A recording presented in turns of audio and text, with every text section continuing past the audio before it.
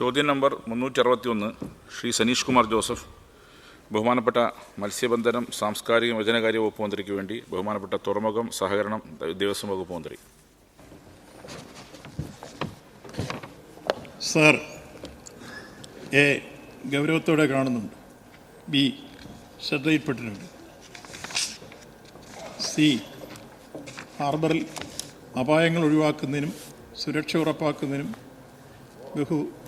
പൊതുവിദ്യാഭ്യാസ തൊഴിൽ വകുപ്പ് മന്ത്രി, മത്സ്യബന്ധന വകുപ്പ് മന്ത്രി, ഗതാഗത വകുപ്പ് മന്ത്രി, വർക്കല നിയോജകമണ്ഡല MLA എന്നിവരുടെ സാന്നിധ്യത്തിൽ 31/7/2023 ചേർന്ന യോഗത്തിലെ തീരുമാനങ്ങൾ ഇതേവരെയായി സ്വീകരിച്ച നടപടികളും അനുബന്ധമായി ചേർക്കുന്നു.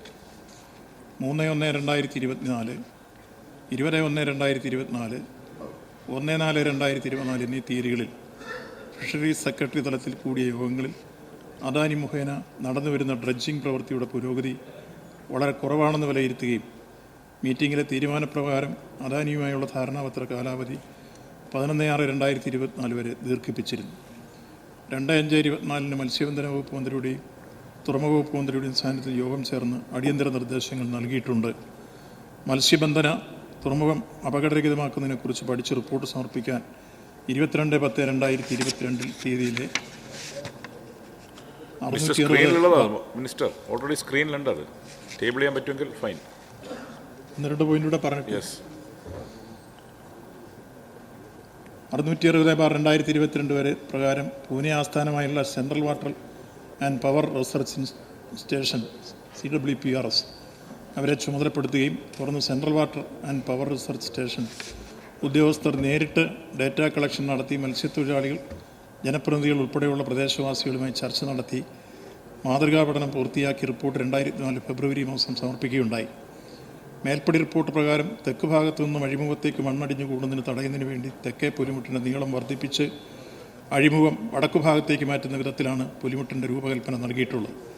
പഠന റിപ്പോർട്ടിൻ്റെ അടിസ്ഥാനത്തിൽ മത്സ്യബന്ധന തുറമുഖത്തിൻ്റെ അടിസ്ഥാന സൗകര്യം വികസനം ഉൾപ്പെടെയുള്ള 164 കോടി രൂപയുടെ പദ്ധതി രൂപരേഖ തയ്യാറാക്കി പ്രധാനമന്ത്രി മത്സ്യസമ്പദന യോജന പദ്ധതിയിൽ ഉൾപ്പെടുത്തി നടപ്പാക്കുന്നതിനുള്ള അനുമതിക്കായി കേന്ദ്ര സർക്കാരിന് സമർപ്പിച്ചിട്ടുണ്ട്. പദ്ധതിയുടെ കേന്ദ്ര സർക്കാരിലെ സാങ്കേതിക സമിതി തത്വത്തിൽ അംഗീകരിച്ചിട്ടുണ്ട്. മുതലപ്പുഴി മത്സ്യബന്ധന തുറമുഖം സ്മാർട്ട് ഗ്രീൻ ഹാർബർ ആയി മാറ്റുന്നതിന് കേന്ദ്ര സർക്കാർ തീരുമാനമെടുത്തതിൻ്റെ അടിസ്ഥാനത്തിൽ അതിൻ്റെ മാനദണ്ഡങ്ങൾ ഘടകങ്ങൾ കൂടി ഉൾപ്പെടുത്തി സമർപ്പിക്കാൻ 3/6/2024 central institute of coastal engineering four fisheries വെച്ച് നടന്ന മീറ്റിംഗിൽ നിർദ്ദേശം നൽകിയതിൻ്റെ അടിസ്ഥാനത്തിൽ തുടർ നടപടി സ്വീകരിച്ചു വരുന്നു. കേന്ദ്ര സർക്കാരിൻ്റെ അനുമതി ലഭിക്കുന്ന മുറയ്ക്ക് പുലിമുട്ടിൻ്റെ നീളം വർദ്ധിപ്പിക്കുന്നതിനുൾപ്പെടെയുള്ള പ്രവൃത്തികൾ ടെൻഡർ ചെയ്ത് 1.5 വർഷത്തിനുള്ളിൽ പൂർത്തീകരിച്ച് മുതലപ്പുഴി മത്സ്യബന്ധന തുറമുഖം അപകടരഹിതമാക്കുന്നതിനുള്ള നടപടികൾ സർക്കാർ സ്വീകരിച്ചു വരുന്നു എന്ന് അറിയിക്കുകയാണ്. ബാക്കി ടേബിൾ ചെയ്യാം. ശ്രീ സനീഷ് കുമാർ ജോസഫ്. സാർ, 73 ആളുകൾക്ക് ജീവഹാനി സംഭവിച്ച അതീവ ഗുരുതരമായ സ്ഥിതിവിശേഷമാണ് മുതലപ്പുഴയിൽ സംജാതമായിരിക്കുന്നത്. മരണത്തെ മുഖാമുഖം കണ്ടാണ് പാവപ്പെട്ട മത്സ്യത്തൊഴിലാളികൾ ജോലി ചെയ്യുന്നത്. പൂനെ ആസ്ഥാനമായിട്ടുള്ള CPWPRS എന്ന സ്ഥാപനം മുതലപ്പുഴയിലെ അശാസ്ത്രീയ നിർമ്മാണം സംബന്ധിച്ച് പഠനം നടത്തി DPR സമർപ്പിച്ചു എന്നും 164 കോടി രൂപയുടെ ഈ പദ്ധതി സംസ്ഥാന സർക്കാർ കേന്ദ്രം സമർപ്പിച്ചു എന്ന് മന്ത്രി നിയമസഭയിൽ ഉത്തരം നൽകി. പക്ഷേ കേന്ദ്രത്തിൻ്റെ ഭാഗത്തുനിന്നും ഇങ്ങനെയൊരു DPR ലഭിച്ചിട്ടില്ല എന്നാണ് വാർത്ത. ഈ DPR സമർപ്പിച്ചു എങ്കിൽ എന്നാണ് ഈ DPR കേന്ദ്രത്തിന് സമർപ്പിച്ചത് എന്നും ഇതിൻ്റെ അടിസ്ഥാനത്തിൽ കേന്ദ്ര സർക്കാർ എന്തെങ്കിലും തുടർ നടപടികൾ സ്വീകരിച്ചിട്ടുണ്ടോ എന്നും വ്യക്തമാക്കാമോ? ആദ്യം വിശദീകരിച്ച ഉത്തരത്തിൽ തന്നെ തത്വത്തിൽ അംഗീകരിച്ചതിൻ്റെയും അതിൻ്റെ ഡേറ്റ് സഹിതം ഇവിടെ വിശദീകരിച്ചിരുന്നു. Second question. മുതലപ്പുഴയുമായി ബന്ധപ്പെട്ട് അദാനി കമ്പനിയുമായി 2018 സർക്കാർ കരാറിൽ ഏർപ്പെട്ടിരുന്നു. പ്രസ്തുത കരാർ 11/6/2024 അവസാനിച്ചു എന്നാണ് സർക്കാർ നിയമസഭയിൽ നൽകിയ ഉത്തരം. ഈ കരാർ പ്രകാരം ഡ്രഡ്ജിംഗ് പ്രവൃത്തി അദാനിക്ക് പൂർത്തീകരിക്കാൻ സാധിച്ചിട്ടുണ്ടോ? ഇല്ലെങ്കിൽ കരാർ പ്രകാരമുള്ള പ്രവൃത്തി പൂർത്തീകരിക്കാൻ സാധിക്കാത്തതിന് അദാനി കമ്പനിക്കെതിരെ നടപടി സ്വീകരിക്കാൻ സർക്കാർ തയ്യാറാകുമോ? 11/6/2024 കരാർ തീർന്നിരുന്നു എന്നുള്ളത് ശരിയാണ്. അതിനുള്ളിൽ തന്നെ ഞങ്ങൾ 2 വകുപ്പ് മന്ത്രിമാർ ചേർന്ന് അദാനിയുടെ പ്രതിനിധികളുമായി ചർച്ച ചെയ്ത് സമയബന്ധിതമായി പൂർത്തീകരിക്കുന്നതിന് വേണ്ടി ദീർഘിപ്പിച്ച സമയം കൊടുത്തിട്ടുണ്ട്. അവർ ആ പ്രവൃത്തി ചെയ്തുകൊണ്ടിരിക്കുകയാണ്. Shri M Vincent. സർ, CWPRSന്റെ പഠനത്തിൻ്റെ അടിസ്ഥാനത്തിൽ 164 കോടി രൂപയുടെ പദ്ധതി കേന്ദ്രത്തിന് സമർപ്പിച്ചിട്ടുണ്ട്. പക്ഷേ ഇപ്പോൾ ഇതുവരെ പൂർണ്ണമായ അംഗീകാരത്തിലേക്ക് എത്തിയിട്ടില്ല. ഇനി അതിൻ്റെ അംഗീകാരം ലഭിച്ച് ടെൻഡർ നടപടികൾ പൂർത്തിയാക്കി പണി പൂർത്തീകരിക്കുമ്പോൾ എന്തായാലും വർഷങ്ങളെടുക്കും സർ. സർ, ഇതിനിടയ്ക്ക് ഇവിടുത്തെ അപകടങ്ങൾ ഒഴിവാക്കുന്നതിന് വേണ്ടി സർക്കാരിൻ്റെ കയ്യിൽ താൽക്കാലികമായ എന്തെല്ലാം പദ്ധതികളാണ് സർക്കാർ നടപ്പിലാക്കാൻ പോകുന്നത്? Yes minister. താൽക്കാലികമായി അവിടെ ഒരു സമിതി തന്നെ രൂപീകരിച്ച് ഒബ്സർവേഷന് വേണ്ടിയുള്ള ഒരു സംവിധാനം ഒരുക്കുകയും അതോടൊപ്പം തന്നെ അവിടെ പ്രത്യേകമായി സുരക്ഷാ ഭടന്മാരെ നിയോഗിക്കുകയും അതേപോലെ തന്നെ അവർക്ക് ലൈഫ് ജാക്കറ്റ് നൽകുകയും പ്രത്യേകമായി അപകട സമയത്ത് പോകാതിരിക്കാനുള്ള പൊതു തീരുമാനം മത്സ്യത്തൊഴിലാളികളും അതുപോലെ തന്നെ അവിടുത്തെ ജനപ്രതിനിധി എല്ലാം കൂടി ചേർന്നൊരു തീരുമാനമെടുക്കുകയും അതോടൊപ്പം ഹൈമാക്സ് ലൈറ്റ് സ്ഥാപിക്കാനും ആംബുലൻസ് സർവീസ് ഉറപ്പാക്കാനും ഇങ്ങനെയുള്ള എല്ലാ പശ്ചാത്തല സൗകര്യവും ഒരുക്കിയിട്ടുണ്ട് എന്ന കാര്യം അറിയിക്കും. ശ്രീ IC ബാലകൃഷ്ണൻ ചുമതലപ്പെടുത്തിയ പ്രകാരം ശ്രീ CR മഹേഷ്. തൊഴിലുകളിൽ ഏറ്റവും സാഹസികമായ തൊഴിലാണ് മത്സ്യബന്ധനം. സർ, മത്സ്യബന്ധനത്തിന് പോകുന്ന ക്ഷേമനിധിയിൽ അംഗങ്ങളല്ലാത്ത മത്സ്യത്തൊഴിലാളികൾക്ക് അപകടങ്ങൾ സംഭവിക്കുമ്പോൾ സർക്കാർ ധനസഹായം ലഭ്യമാകുന്നുണ്ടോ? എങ്കിൽ ഇതിൻ്റെ വിശദാംശങ്ങൾ നൽകാമോ? സർ, മത്സ്യബന്ധനത്തിന് പോകുന്ന ക്ഷേമനിധിയിൽ അംഗങ്ങളല്ലാത്ത മത്സ്യത്തൊഴിലാളികൾ അപകടത്തിൽ പെട്ട് മരിക്കുമ്പോൾ അവരുടെ കുടുംബങ്ങൾക്ക് സർക്കാർ സഹായം നൽകാൻ നടപടികൾ സ്വീകരിക്കുമോ? ഇപ്പോൾ ഉണ്ടായിട്ടുള്ള ക്ഷേമനിധി അംഗങ്ങളല്ലാത്ത മത്സ്യബന്ധനത്തിൽ ഏർപ്പെട്ട തൊഴിലാളിയുടെ മരണത്തെ തുടർന്നുണ്ടായ സംഭവത്തിൽ ഏറ്റവും അവസാനത്തെ 5/9/2022 സംഭവിച്ച കഹാറിൻ്റെ 2 മക്കൾ മരണപ്പെട്ടിരുന്നു. ഉസ്മാൻ, മുസ്തഫ. ഇവർക്ക് CMDRF-ൽ നിന്ന് 2 ലക്ഷം രൂപ വീതം നൽകിയിരുന്നു. അതോടൊപ്പം തന്നെ മറ്റ് സഹായങ്ങൾ ചെയ്യുന്നതിനെ സംബന്ധിച്ച് മത്സ്യക്ഷേമനിധി ബോർഡുമായിട്ട് ആലോചിക്കുന്നു. ശ്രീമതി OS അംബിക. സാർ, മുതലപ്പുഴയിൽ സ്ഥിരമായി ആംബുലൻസ് സംവിധാനം ഉറപ്പാക്കുന്നതിന് നടപടികൾ സ്വീകരിച്ചിട്ടുണ്ടോ? ഉണ്ടെങ്കിൽ വിശദമാക്കാമോ? സ്ഥല MLA ഫണ്ടിൽ നിന്ന് ഏറ്റവും ആധുനിക സംവിധാനത്തോടുകൂടി ഒരു ആംബുലൻസ് സർവീസ് ഉറപ്പാക്കാൻ നടപടി സ്വീകരിച്ചിട്ടുണ്ട്. ശ്രീ V ജോയ്. സാർ, ഈ മുതലപ്പുഴി നമ്മൾ സാധാരണ എപ്പോഴും ഒരു ചർച്ചയായിട്ട് വരികയാണ്. അപ്പോൾ ഇവിടെ നേരത്തെ പറഞ്ഞതുപോലെ ഈ ക്ഷേമനിധി ബോർഡിൽ നിർബന്ധമായിട്ട് ഈ തൊഴിലാളികളെ അംഗമാക്കുക, എങ്കിൽ മാത്രമേ എന്തെങ്കിലും അപകടം പറ്റിയാൽ ഒരു 10 ലക്ഷം രൂപ വരെയുള്ള സഹായം കൊടുക്കാൻ വേണ്ടിയിട്ട് സാധിക്കുകയുള്ളൂ. ഇപ്പോഴത്തെ നിലയിൽ നമ്മൾ CMDRF വഴി ഒരു ചെറിയ സഹായമാണ് നൽകുന്നത്. അത് ഏതെങ്കിലും രൂപത്തിൽ നമുക്ക് അംഗങ്ങളല്ലാത്തവർ മരിച്ചാൽ അത് വർദ്ധിപ്പിക്കുന്നതിനെക്കുറിച്ച് ആലോചിക്കുന്നുണ്ടോ? ഇപ്പോൾ അങ്ങനെ ക്ഷേമനിധിയിൽ അംഗങ്ങളല്ലാത്തവർക്കെല്ലാം CMDRF-ൽ നിന്നുള്ള സഹായമാണ് കൊടുത്തിട്ടുള്ളത്. അങ്ങ് സൂചിപ്പിച്ച കാര്യം ഭാവിയിൽ പരിശോധിക്കാവുന്നതാണ്. ചോദ്യം നമ്പർ 362 പ്രൊഫസർ ആബിദ് ഹുസൈൻ തങ്ങൾ, ബഹുമാനപ്പെട്ട ജലവിഭവ വകുപ്പ് മന്ത്രി.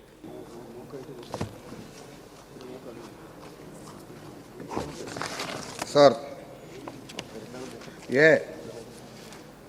അടിക്കടി ഉണ്ടാകുന്ന ചുഴലിക്കാറ്റ്, കാലാവസ്ഥാ വ്യതിയാനങ്ങൾ, ആഗോള താപനിലയിലെ വർധനവ് മൂലമുണ്ടാകുന്ന സമുദ്രനിരപ്പ് ഉയർച്ച, കള്ളക്കടൽ പ്രതിഭാസം എന്നിവ കേരളത്തിലെ കടൽത്തീരങ്ങളുടെ ശോഷണത്തിന് കാരണമാകുന്നു. ഇത് തീരദേശ ആവാസ വ്യവസ്ഥയ്ക്കും തീരപ്രദേശത്തുള്ള ആളുകൾക്കും ഗുരുതരമായ ഭീഷണി ഉയർത്തുന്നു.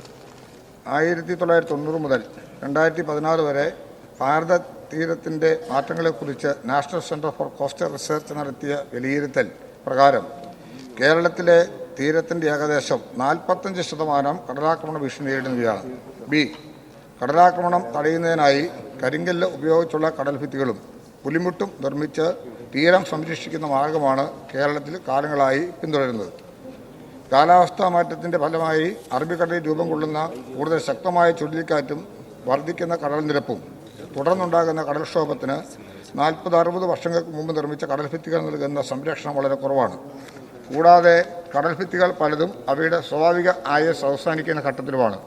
ആയതിനാൽ സംസ്ഥാനത്ത് കടലാക്രമണത്തിൻ്റെയാകുന്ന തീരപ്രദേശങ്ങൾ പഠനത്തിന് വിധേയമാക്കി ഡിസൈൻ അനുസരിച്ചുള്ള നൂതന സാങ്കേതിക വിദ്യ ഉപയോഗിച്ചുള്ള പ്രതിരോധ പ്രവർത്തനങ്ങൾ നടപ്പിലാക്കുന്നതിനുള്ള നടപടികളാണ് സ്വീകരിച്ചു വരുന്നത്. Shankhumukham സ്ക്രീനിലുണ്ടല്ലോ. Okay. Professor Abid Hussain Thangal. Sir, കേരളത്തിലെ മത്സ്യത്തൊഴിലാളി മേഖലയിൽ സാംസ്കാരിക നവോത്ഥാനത്തിന് നേതൃത്വം നൽകിയയാളാണ് ഡോക്ടർ VV വേലുക്കുട്ടിയാറെ. അദ്ദേഹം 1940 ചെല്ലാനം മുതൽ കോവളം വരെ ഉള്ള സ്ഥലത്ത് നടന്ന് തയ്യാറാക്കിയ ഒരു റിപ്പോർട്ടുണ്ട്, അരയൻ ലാൻഡ് റിക്ലമേഷൻ പ്രോഗ്രാം എന്ന പദ്ധതി. അത് കേരളത്തിന് സമർപ്പിച്ചിരുന്നു. നെഹ്റു അടക്കമുള്ള ആളുകൾ അമേരിക്കയിൽ നിന്ന് വാട്സ് അടക്കമുള്ള ഭൗമശാസ്ത്രന്മാരെ കൊണ്ടുവന്ന് അത് കേരളത്തിന് ഗുണകരമാണ് എന്ന് പറയുകയും ചെയ്തു. V.S. അച്യുതാനന്ദ ഭരണകാലത്ത് അത് കേരളത്തിൽ പ്രായോഗികമാക്കാൻ കഴിയും എന്നും ഒരു റിപ്പോർട്ടുണ്ടായിരുന്നു. പഠനം നടത്തിയിരുന്നു, നടപ്പിലാക്കാൻ ശ്രമിക്കാമെന്ന് പറഞ്ഞു. സർ, തീരത്ത് ഈ പ്രയാസം ഒഴിവാക്കുന്നതിന് വേണ്ടി ആ റിപ്പോർട്ട് പരിഗണിച്ച് നെതർലാൻഡിലും സ്വിറ്റ്സർലൻഡിലും ചൈനയിലും അടക്കം പ്രാവർത്തികമാക്കി ഗുണകരമാണെന്ന് കണ്ട ആ റിപ്പോർട്ട് കേരളത്തിൽ പ്രാവർത്തികമാക്കാൻ തീരത്തിൻ്റെ ഈ പ്രയാസം പരിഹരിക്കാൻ സാധ്യമാകുമോ എന്നത് പരിശോധിക്കാമോ? തീർച്ചയായിട്ടും അത്തരം കാര്യങ്ങൾ പരിശോധിക്കാവുന്നതാണ്. ഇപ്പോൾ നമ്മുടെ നിലവിലുള്ള സ്ഥിതി എടുത്ത് പരിശോധിക്കുമ്പോൾ കാണുന്നത് കേരളത്തിൽ ആകെ 576 കിലോമീറ്റർ ദൂരമാണ് ഈ കടൽ തീരമായിട്ടുള്ളത്. അതിൽ 365 കിലോമീറ്ററിലാണ് വിവിധ ഭാഗങ്ങളിലായി സംരക്ഷണം ആവശ്യമായിട്ടുള്ളത്. ഇപ്രകാരം 365 കിലോമീറ്ററിലും കടലാക്രമണ സംരക്ഷണ പ്രവർത്തനം നടത്തിയിട്ടുണ്ട്. എന്നാൽ കടലാക്രമണത്തിൻ്റെ തീവ്രതയും ആവർത്തന സ്വഭാവവും കാരണം പ്രസ്തുത 365 കിലോമീറ്ററിൽ 118 കിലോമീറ്റർ സംരക്ഷണ പ്രവർത്തികൾക്ക് സാരമായ കേടുപാട് സംഭവിച്ചു. 120 കിലോമീറ്റർ നീളത്തിലുള്ള പ്രവർത്തികൾക്ക് ഭാഗികമായ കേടുപാടും കൂടാതെ 127 കിലോമീറ്റർ നീളത്തിലുള്ള പ്രവർത്തികൾ യാതൊരു കേടുപാടുകളും കൂടാതെ പ്രവർത്തനക്ഷമമായി നിലകൊള്ളുന്നു. അതിനാൽ ഇതിൽ നിന്നും മനസ്സിലാക്കാവുന്നത് ചില സ്ഥലങ്ങളൊഴികെ വകുപ്പ് നടത്തിയിട്ടുള്ള സംരക്ഷണ പ്രവർത്തനങ്ങൾ ഫലപ്രദമാണെന്നാണ്. എന്നാൽ ഇതിനോടകം ഇപ്പറഞ്ഞ കാര്യങ്ങൾ പരിശോധിച്ചതിൻ്റെ അടിസ്ഥാനത്തിലും അതിൻ്റെയൊക്കെ ഭാഗമായിട്ടാണ് നമ്മൾ രൂക്ഷമായ കടലാക്രമണം നേരിടുന്ന പ്രദേശങ്ങളെ ഹോട്ട്സ്പോട്ടുകൾ കണ്ടെത്തി അവിടെ നിർമ്മാണം നടത്തുന്നതിനെക്കുറിച്ചുള്ള ആലോചന നടത്തിയത്. അങ്ങനെ കേരളത്തിൽ ഇതിനോടകമായി തന്നെ 10 ഹോട്ട്സ്പോട്ടുകൾ നമ്മൾ കണ്ടെത്തിയിട്ടുണ്ട്. അതിൻ്റെ ഭാഗമായി ചെല്ലാനത്ത് വളരെ സംരക്ഷണം ഉറപ്പുവരുത്തുന്ന രീതിയിലുള്ള നിർമ്മിതികൾ പൂർത്തിയാക്കാൻ കഴിഞ്ഞു. NCCR റിപ്പോർട്ട് കിട്ടിയതുകൊണ്ട് ഇനി ലഭ്യമാകേണ്ടതായിട്ടുമുണ്ട്. അതിനെ പ്രയോറിറ്റി കൊടുക്കുന്നുണ്ട്. അതോടൊപ്പം ഹോട്ട്സ്പോട്ടിൽ പെടാത്ത ഏരിയയിലും അതിരൂക്ഷമായ കടലാക്രമണം സമീപകാലങ്ങളിൽ വർദ്ധിച്ചു വരുന്നതായി ശ്രദ്ധയിൽപ്പെടുന്നതിൻ്റെ പശ്ചാത്തലത്തിൽ അതിനും സമാനമായ നിലയിൽ തന്നെ ഇത്തരം പ്രവർത്തനം നടത്താൻ കഴിയുമോ എന്നുള്ളതിനെക്കുറിച്ചിട്ടുള്ള ആലോചനകളും ഗവൺമെൻറ് സ്വീകരിച്ചു വരുന്നുണ്ട്. ഇവിടെ സൂചിപ്പിച്ചതും പ്രകാരമുള്ള പഠനങ്ങൾ ഇത്തരം കാര്യങ്ങളെല്ലാം ഇതിൻ്റെ അടിസ്ഥാനത്തിൽ നടത്തിയിട്ടുള്ള ഒരു കണ്ടെത്തലാണ് ഇത്തരം കാര്യങ്ങളിലേക്ക് നമ്മളെ എത്തിച്ചിട്ടുള്ളത്. സെക്കൻഡ് ക്വസ്റ്റ്യൻ സർ, മത്സ്യത്തൊഴിലാളികളിൽ 77% 15% വരുന്ന ഈ തീരമേഖലയിലാണ് താമസിക്കുന്നത്. സർ, ഈ തീരപോഷണത്തിന് വേണ്ടി കൃത്യമായി നടത്തുന്ന പ്രവർത്തനങ്ങളൊക്കെ തീരശോഷണത്തിന് ഹേതുവാകുന്നു എന്ന് കാണാൻ കഴിയുന്നൊരവസ്ഥ നമ്മുടെ സംസ്ഥാനത്തുണ്ട്. സർ, കടലിൻ്റെ വാട്ടർ ലെവൽ കൂടുകയാണ് എന്നത് നമ്മളൊക്കെ അറിഞ്ഞുകൊണ്ടിരിക്കുകയാണ്. സർ, 2050 കേരളത്തിൻ്റെ വിവിധ മേഖലകൾ കുട്ടനാടൻ മേഖലകളും എറണാകുളവും കോഴിക്കോടും പൊന്നാനി ഹാർബർ മേഖലയും ഒക്കെ അടക്കം കടലെടുക്കുന്ന ഒരു സ്ഥിതിവിശേഷമുണ്ട്. സോ ഈ വാട്ടർ ലെവൽ ബോഡിയുമായി ബന്ധപ്പെട്ടുകൊണ്ടും ഇൻലാൻഡ് വാട്ടർ ബോഡിയുമായി ബന്ധപ്പെട്ടുകൊണ്ടുള്ള പഠനം പ്രായോഗികമായി നടത്തുന്നുണ്ടെങ്കിൽ തന്നെ അതിന് കൃത്യമായ പരിഹാരം കാണുന്നില്ല. സോ അത്തരമൊരു പഠനം നടത്തി ഈ പ്രയാസങ്ങൾ പരിഹരിക്കുന്നതിനും കേരളത്തെ രക്ഷപ്പെടുത്തുന്നതിനും ആവശ്യമായ നടപടികൾ സ്വീകരിക്കാൻ കഴിയുമോ എന്നതാണ് എൻ്റെ ചോദ്യം. വളരെ പ്രധാനപ്പെട്ട ഒരു കാര്യമാണ്. സമീപകാലങ്ങളിൽ കാണുന്ന പഠനങ്ങളും അതോടൊപ്പം നമ്മൾ ദർശിക്കുന്ന രീതിയുമെല്ലാം കാണുമ്പോൾ കടൽ രൂക്ഷമാവുകയും കടൽ കൂടുതൽ കരയെടുക്കുകയും ചെയ്യുന്നൊരു സ്ഥിതിവിശേഷം കണ്ടു തുടങ്ങിയിട്ടുണ്ട്. കള്ളക്കടൽ പ്രതിഭാസം ഉൾപ്പെടെ അതിൻ്റെ ഭാഗമാണ്. അപ്പോൾ അതിന് നമുക്ക് നല്ല ഒരുക്കവും പഠനവും ആവശ്യമായിട്ടുണ്ട്. തീർച്ചയായിട്ടും ഗൗരവപൂർവ്വമായിട്ടാണ് ഈ വിഷയത്തെ കാണുന്നത്. നമുക്ക് വരും കാലങ്ങളിൽ ഇപ്പോൾ അതിനേക്കാൾ മെച്ചപ്പെട്ട രീതിയിൽ സംരക്ഷിക്കുന്നതിന് വേണ്ടിയുള്ള നൂതനമായ പദ്ധതികളും പഠനവും ആവശ്യമായിട്ടുണ്ട്. അക്കാര്യങ്ങളിൽ ഗവൺമെൻറ് അതീവ ജാഗ്രത പുലർത്തുന്നതായിരിക്കും. Doctor M.K. മുനീർ ചുമതലപ്പെടുത്തിയ പ്രകാരം ശ്രീ കുറുക്കോളി മൊയ്തീൻ. സർ, കടൽ തീരത്തെന്ന പോലെ പുഴയോരങ്ങളിലും ഇതേപോലെ ഭീഷണി നേരിടുന്ന ധാരാളം സ്ഥലങ്ങൾ നമ്മുടെ കേരളത്തിലുണ്ട്. അത്തരത്തിലൊന്നാണ് എൻ്റെ മണ്ഡലത്തിലെ നിളയോരത്ത് തിരുനാവായ പഞ്ചായത്തിലെ 11-ാം വാർഡ്. അഴകത്ത് പ്രദേശത്ത് തീരം ഓരോ വർഷവും ഇടിഞ്ഞുകൊണ്ടിരിക്കുകയാണ്. ഇപ്പോൾ 50ഓളം വീട്ടുകാർ വളരെ ഭീഷണിയിലാണ്. അതേപോലെ മറുഭാഗത്ത് അതിൻ്റെ പിറകിലുള്ള വീടുകളിലേക്ക് വെള്ളം കയറി ഉള്ള ശല്യം വേറെയുമുണ്ട്. ഇത്തരത്തിലുള്ള ഒരു സാഹചര്യം ഉള്ളതുകൊണ്ട് അതിന് പരിഹാരം കണ്ടെത്താൻ മാർഗമുണ്ടാക്കുമോ എന്നാണ് എനിക്ക് അറിയേണ്ടത്. Yes minister. ഈ കടൽ പോലെ തന്നെ പ്രശ്നമാണ് നമ്മുടെ ഈ മറ്റ് പുഴയോരത്തും അതോടൊപ്പം തന്നെ തോടുകളുടെ എല്ലാം സൈഡുകളിൽ ഈ വർദ്ധിച്ചു വരുന്ന ഫ്ലഡ് വളരെ രൂക്ഷമായി കടന്നു വരുന്നതോടുകൂടി തീരം ഇടിഞ്ഞു പോവുകയും അതിൻ്റെ ഭാഗമായി ആ തീരത്ത് വിവസിക്കുന്ന ജനങ്ങൾക്കും വീടുകളും എല്ലാം ബുദ്ധിമുട്ട് അനുഭവപ്പെടുന്നൊരു സ്ഥിതിവിശേഷമുണ്ട്. പക്ഷേ ഇത് ചെറിയ തോതിലല്ല. നമുക്ക് വളരെ പെട്ടെന്ന് പരിഹരിക്കാവുന്ന രീതിയിലുള്ള 1-2 സ്ഥലങ്ങളിൽ മാത്രമല്ല സംഭവിക്കുന്നത്. 2018 പ്രളയത്തോടു കൂടിയാണ് ഇത്തരത്തിലുള്ളൊരു പ്രതിഭാസം രൂക്ഷമായി കേരളത്തിൽ അനുഭവപ്പെട്ടു തുടങ്ങിയത്. തുടർന്ന് വന്നിട്ടുള്ള ഓരോ ഘട്ടത്തിലും ഇത് നമുക്ക് ദർശിക്കാനായിട്ട് കഴിയുന്നുണ്ട്. ലഭ്യമാകുന്ന ഫണ്ടുകളുടെ അടിസ്ഥാനത്തിലാണ് ഇത്തരം പ്രവർത്തികൾ ചെയ്യാൻ ഇപ്പം സാധിക്കുന്നത്. എങ്കിലും ഇക്കാര്യം വളരെ ഗൗരവപൂർവ്വം കാണേണ്ടതായിട്ടുള്ളത് കൊണ്ട് തന്നെ ചില പുഴകളെ സംബന്ധിച്ചും നദികളെ സംബന്ധിച്ചും ഇത്തരം രൂക്ഷത അനുഭവപ്പെടുന്ന പ്രദേശങ്ങളുമായി ബന്ധപ്പെട്ടൊരു പഠനം നടത്തി ഇക്കാര്യങ്ങളിലേക്ക് എന്ത് ചെയ്യാൻ കഴിയുമെന്നുള്ളതിനെക്കുറിച്ചിട്ടുള്ള പഠനം നടത്തുന്നുണ്ട്. Shri N A Nellikkunnu. Sir, രൂക്ഷമായ കോസ്റ്റൽ ഇറോഷനും അതുപോലെ തന്നെ റഫ്സിയും അനുഭവപ്പെടുന്ന ഒരു പ്രദേശമാണ് എൻ്റെ മണ്ഡലത്തിലെ ചേരങ്കൈ കാവുകോളി പ്രദേശം. ബഹുമാനപ്പെട്ട മുഖ്യമന്ത്രി തന്നെ വിളിച്ചു ചേർത്ത MLA-മാർ, തീരദേശ MLA-മാരുടെ യോഗത്തിൽ പറഞ്ഞതാണ് ഈ മേഖല വൾണറബിൾ ഏരിയ ആണ് എന്നത്. ഇപ്രാവശ്യം റോഡ് തകർന്നു, വീടുകൾ തകർന്നു. അപ്പോൾ ബഹുമാനപ്പെട്ട മന്ത്രിയോട് ഞാൻ കടൽ ഭിത്തി നിർമ്മിക്കണമെന്ന് ഇന്നത്തെ പ്രത്യേക സാഹചര്യത്തിൽ ആവശ്യപ്പെടുന്നില്ല. അത് സർക്കാരും അത് ചെയ്യാമെന്ന് പറയുമെന്ന് എനിക്ക് തോന്നുന്നില്ല. അറ്റ്ലീസ്റ്റ് ജിയോ ട്യൂബ്സ്, അതായത് ജിയോ ബാഗ്സ് എങ്കിലും അവിടെ സ്ഥാപിക്കാനുള്ള ഒരു സംവിധാനം ഉണ്ടാക്കുമോ എന്നതാണ് എൻ്റെ ചോദ്യം. Yes minister. ബഹുമാനപ്പെട്ട MLA ഈ വിഷയം നേരത്തെ തന്നെ ശ്രദ്ധയിൽപ്പെടുത്തിയിരുന്നതാണ്. കാസർഗോഡ് ജില്ലയിലെ പൊതുവെ ഈ വർഷം കടൽ തീരത്തും കടൽക്ഷോഭവും വളരെ കുറവുള്ള ഒരു സ്ഥലമായിട്ടാണ് റിപ്പോർട്ട് രേഖപ്പെടുത്തുന്നത്. എന്നാൽ ഈ പറഞ്ഞതുപോലെ ആ പ്രദേശത്ത് പ്രത്യേകിച്ച് കാവ്യഹോളി കടൽപ്പുറത്ത് ഉണ്ടാകുന്ന വിഷയം, അവിടുത്തെ പ്രശ്നങ്ങളെല്ലാം ശ്രദ്ധയിൽപ്പെട്ടിരുന്നു. ഇപ്പോൾ അടിയന്തരമായി എക്സിക്യൂട്ടീവ് എഞ്ചിനീയർമാർക്ക് 25 ലക്ഷം രൂപ വെച്ച് അടിയന്തരമായി ഇത്തരം കാര്യങ്ങൾ ഇടപെടാനായിട്ട് നൽകിയിട്ടുണ്ട്. അപ്പോൾ ജിയോ ബാഗ് ഇട്ട് കാസർഗോഡ് ജില്ലയിൽ ഈ പ്രശ്നം പരിഹരിക്കാൻ ആവശ്യമായ നിർദ്ദേശം അവിടുത്തെ എക്സിക്യൂട്ടീവ് എഞ്ചിനീയർക്ക് കൊടുക്കാവുന്നതാണ്. ശ്രീ AK മഷ്റഫ്. സർ, എൻ്റെ മണ്ഡലം 28 കിലോമീറ്റർ കടൽ കൊണ്ട് ചുറ്റപ്പെട്ട ഒരു മണ്ഡലമാണ് സർ. ഈ കാലവർഷം വരുമ്പോൾ മഞ്ചേശ്വരം മണ്ഡലത്തിലെ കൺവത്തീർത്ത, മൂസോടി, അദീക്ക, ശാരദാനഗർ, കോയിപ്പാടി കടപ്പുറം, പെറുവാട് കടപ്പുറം, മൊഗ്രാൽ, കൊപ്പളം, പെരിങ്കടി, ഇത്ര പ്രദേശങ്ങൾ വീട് നഷ്ടപ്പെട്ട്, റോഡ് നഷ്ടപ്പെട്ട്, ആരാധനാലയങ്ങൾ നഷ്ടപ്പെട്ട് നിൽക്കുന്ന ഒരവസ്ഥയാണ് സർ. കാലവർഷം വരുമ്പോൾ ഒരുപാട് എൻ്റെ മണ്ഡലത്തിലെ പ്രദേശങ്ങൾ കടലായി മാറി. ഇപ്പോൾ തന്നെ പെരിങ്കടിയിൽ അനുവദിച്ച ജിയോ ബാഗ് അവിടെ ടെൻഡറായി വർക്ക് തുടങ്ങാൻ കഴിയാത്ത ഒരു കാര്യം അങ്ങയുടെ ശ്രദ്ധയിലുണ്ട്. അതോടൊപ്പം കൺവത്തീർത്തയിൽ വലിയ ആശങ്കയിലാണ് നിൽക്കുന്നത്. പെറുവാട് കടപ്പുറത്തെ ജിയോ ബാഗ് കഴിഞ്ഞ വർഷം നമ്മൾ കൊടുത്തത് നശിച്ചുപോയി. സർ, എൻ്റെ ചോദ്യം, കടൽക്ഷോഭത്തിന് ശാശ്വത പരിഹാരം കാണുന്നതിന് ഈ പ്രദേശങ്ങളിൽ NCCR ടീം സന്ദർശനം നടത്തുന്നതിനും ട്രെട്രോഫോർഡ് സംവിധാനമുള്ള ഭിത്തി നിർമ്മിക്കുന്നതിനുള്ള നടപടി കൈകൊള്ളുമോ? Yes minister. നമ്മൾ ജിയോ ബാഗുകളായിട്ട് സംരക്ഷണം ഉറപ്പുവരുത്തുന്ന സ്ഥിതിയാണ് അവിടെ അനുവർത്തിച്ചു വന്നത്. ടെട്രോപോഡുമായി ബന്ധപ്പെട്ടിട്ടുള്ള കാര്യങ്ങൾ ഹോട്ട്സ്പോട്ട് ഏരിയയിലാണ് നമ്മൾ ഇപ്പോൾ ആലോചിച്ചിട്ടുള്ളത്. എന്നാൽ ഞാൻ ആദ്യമേ തന്നെ സൂചിപ്പിച്ചു, ഹോട്ട്സ്പോട്ട് ഏരിയ മാത്രമല്ല, മറ്റ് പല സ്ഥലങ്ങളിലും രൂക്ഷമായ കടലാക്രമണം സമീപകാലങ്ങളിൽ കാണുന്നൊരു സ്ഥിതിവിശേഷം ഉള്ളതുകൊണ്ട് ഇത്തരത്തിലുള്ള സംരക്ഷണം ഉറപ്പുവരുത്തുന്നതിന് വേണ്ടിയുള്ള ഏരിയ കാസർഗോഡ് ജില്ലയിലെ MLA ഉന്നയിച്ച പ്രദേശങ്ങളോട് ഉൾപ്പെടുത്താൻ കഴിയുന്നതാണോ എന്നുള്ളത് ഈ ടീമിനെ വിട്ട് പരിശോധിപ്പിക്കാവുന്നതാണ്. ശ്രീമതി ജമീല കാനത്തിൽ. സർ, എൻ്റെ മണ്ഡലമായ കാപ്പാട് കടൽ തീരം 2021 വലിയ രീതിയിലേക്ക് തകർന്നു പോയിട്ടുണ്ട് സർ. 2021 കടൽക്ഷോഭത്തിൽ. ഇപ്പോൾ കഴിഞ്ഞ ദിവസം വന്നിട്ടുള്ള കടൽക്ഷോഭത്തിൽ അതിഭീകരമായി വീണ്ടും ആ ഭാഗങ്ങളിലെല്ലാം തന്നെ ഇടിഞ്ഞു പോയിട്ടുണ്ട്. മത്സ്യത്തൊഴിലാളികൾക്ക് ഹാർബറുമായിട്ട് ബന്ധപ്പെടാൻ പറ്റാത്ത ഒരു പ്രയാസങ്ങളുണ്ട്. ഇപ്പുറം കാപ്പാട് ടൂറിസ്റ്റ് മേഖലയാണ്. അവിടെ 100 കണക്കിന് ആളുകളാണ് സർ ദിവസവും വന്നുകൊണ്ടിരിക്കുന്നത്. വാഹനത്തിൽ പോയിട്ട് നടക്കാൻ പോലും പറ്റാത്ത ഒരു സ്ഥിതിവിശേഷമാണ്. 2021 ഇത് ഹോട്ട്സ്പോട്ടുകളിൽ ഉൾപ്പെട്ടിട്ടുള്ളതാണ് കാപ്പാട്. ആ കാപ്പാട് NCCR വന്ന് ശാസ്ത്രീയമായ പഠനം നടത്തി ഡിസൈൻ തയ്യാറാക്കിയിട്ട് തന്നിട്ടുണ്ട് സർ. പക്ഷേ ഇതുവരെ ഒന്നും ചെയ്യാൻ വേണ്ടിയിട്ട് കഴിഞ്ഞിട്ടില്ല. വീണ്ടും വന്നിട്ടുള്ള കടലാക്രമണം വല്ലാത്ത രീതിയിലാണ് സർ ബാധിച്ചിട്ടുള്ളത്. ഇതിന് ഏതെങ്കിലും രീതിയിൽ പരിഹാരം വളരെ പെട്ടെന്ന് തന്നെ കാണണം സർ. സർ, വളരെ പ്രധാനപ്പെട്ട ഒരു വിഷയമാണ്. ഞാനും ആ പ്രദേശം സന്ദർശിച്ചിട്ടുണ്ട്. നമുക്ക് ഹോട്ട്സ്പോട്ടിൽപ്പെട്ട ഏരിയയുമാണ്. എന്നാൽ അവിടെ ഉൾപ്പെടെയുള്ള 4 പ്രദേശങ്ങളിലെ ഹോട്ട്സ്പോട്ടിൻ്റെ റിപ്പോർട്ടുകൾ നമുക്ക് NCCR പഠനം നടത്തിയതിൻ്റെ ഭാഗമായി ലഭിക്കാനായിട്ടുണ്ട്.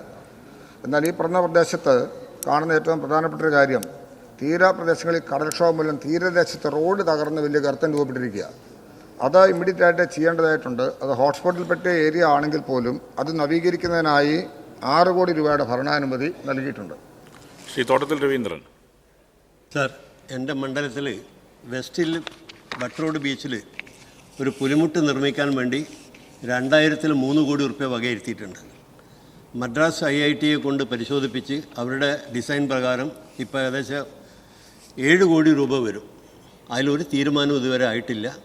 ആ പ്രദേശത്ത് ഓരോ വർഷവും ലക്ഷക്കണക്കിന് റുപ്യയുടെ കല്ലിട്ടുകൊണ്ട് അടുത്ത വർഷം വരുമ്പോൾ അത് പോയിപ്പോണ അവസ്ഥയാണുള്ളത്. അപ്പോൾ അത് ഒഴിവാക്കാൻ വേണ്ടി ഒരുപാട് വീടുകളുള്ള വലിയൊരു പ്രദേശമാണ്. അപ്പോൾ അതൊന്ന് പരിഹരിക്കാൻ അടിയന്തര നടപടി സ്വീകരിക്കുമോ?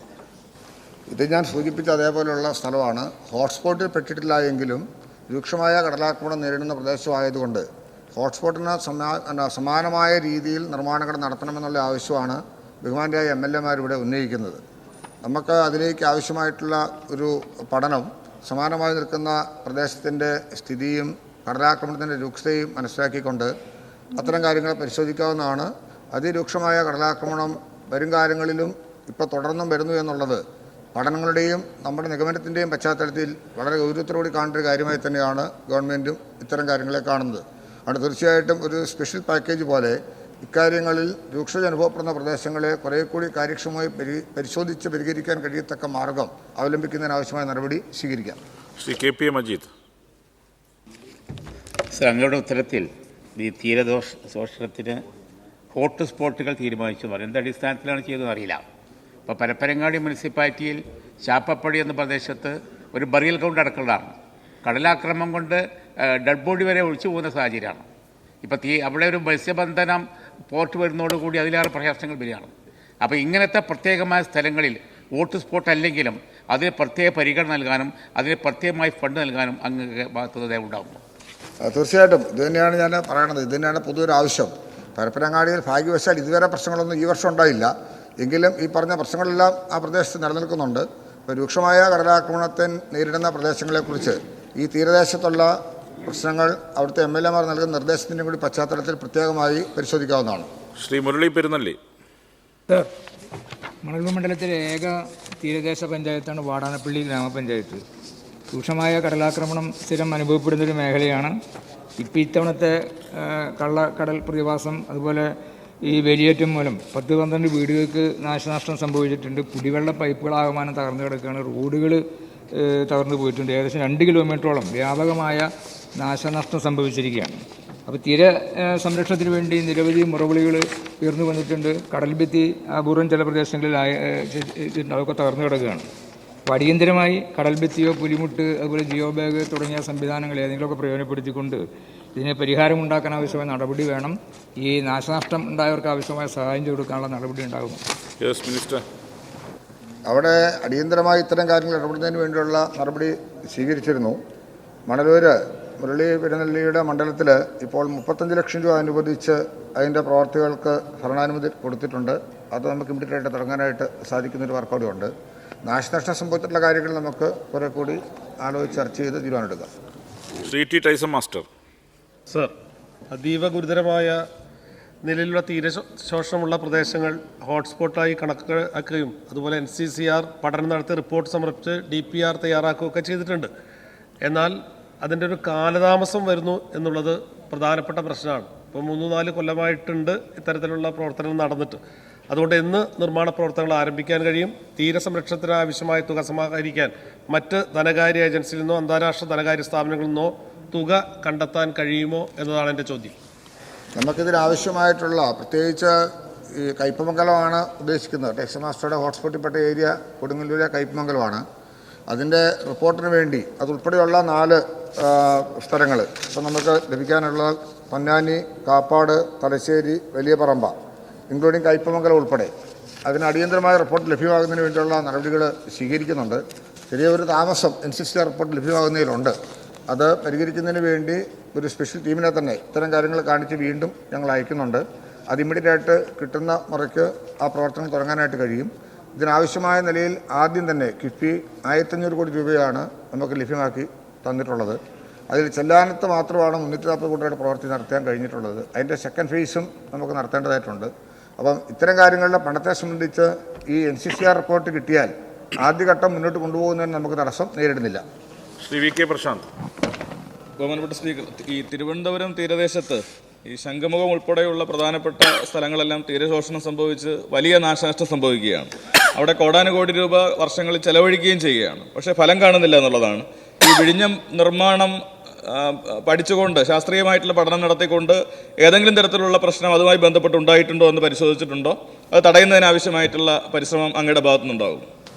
അത്തരം കാര്യങ്ങൾ നമുക്ക് പരിശോധിക്കാം. അതിൻ്റെ നിലവിലേണ്ട പരിശോധനയും കാര്യങ്ങളും ആ നിലയിൽ തുടരുന്നുണ്ട്. ഇപ്പോൾ ശംഖുമുഖം ബീച്ചും കണ്ണാന്തറ വെട്ടുകാട് ഉൾപ്പെടെയുള്ള പ്രദേശങ്ങളുമാണ് കടലാക്രമണം രൂക്ഷമായി അനുഭവപ്പെടുന്ന പ്രദേശം.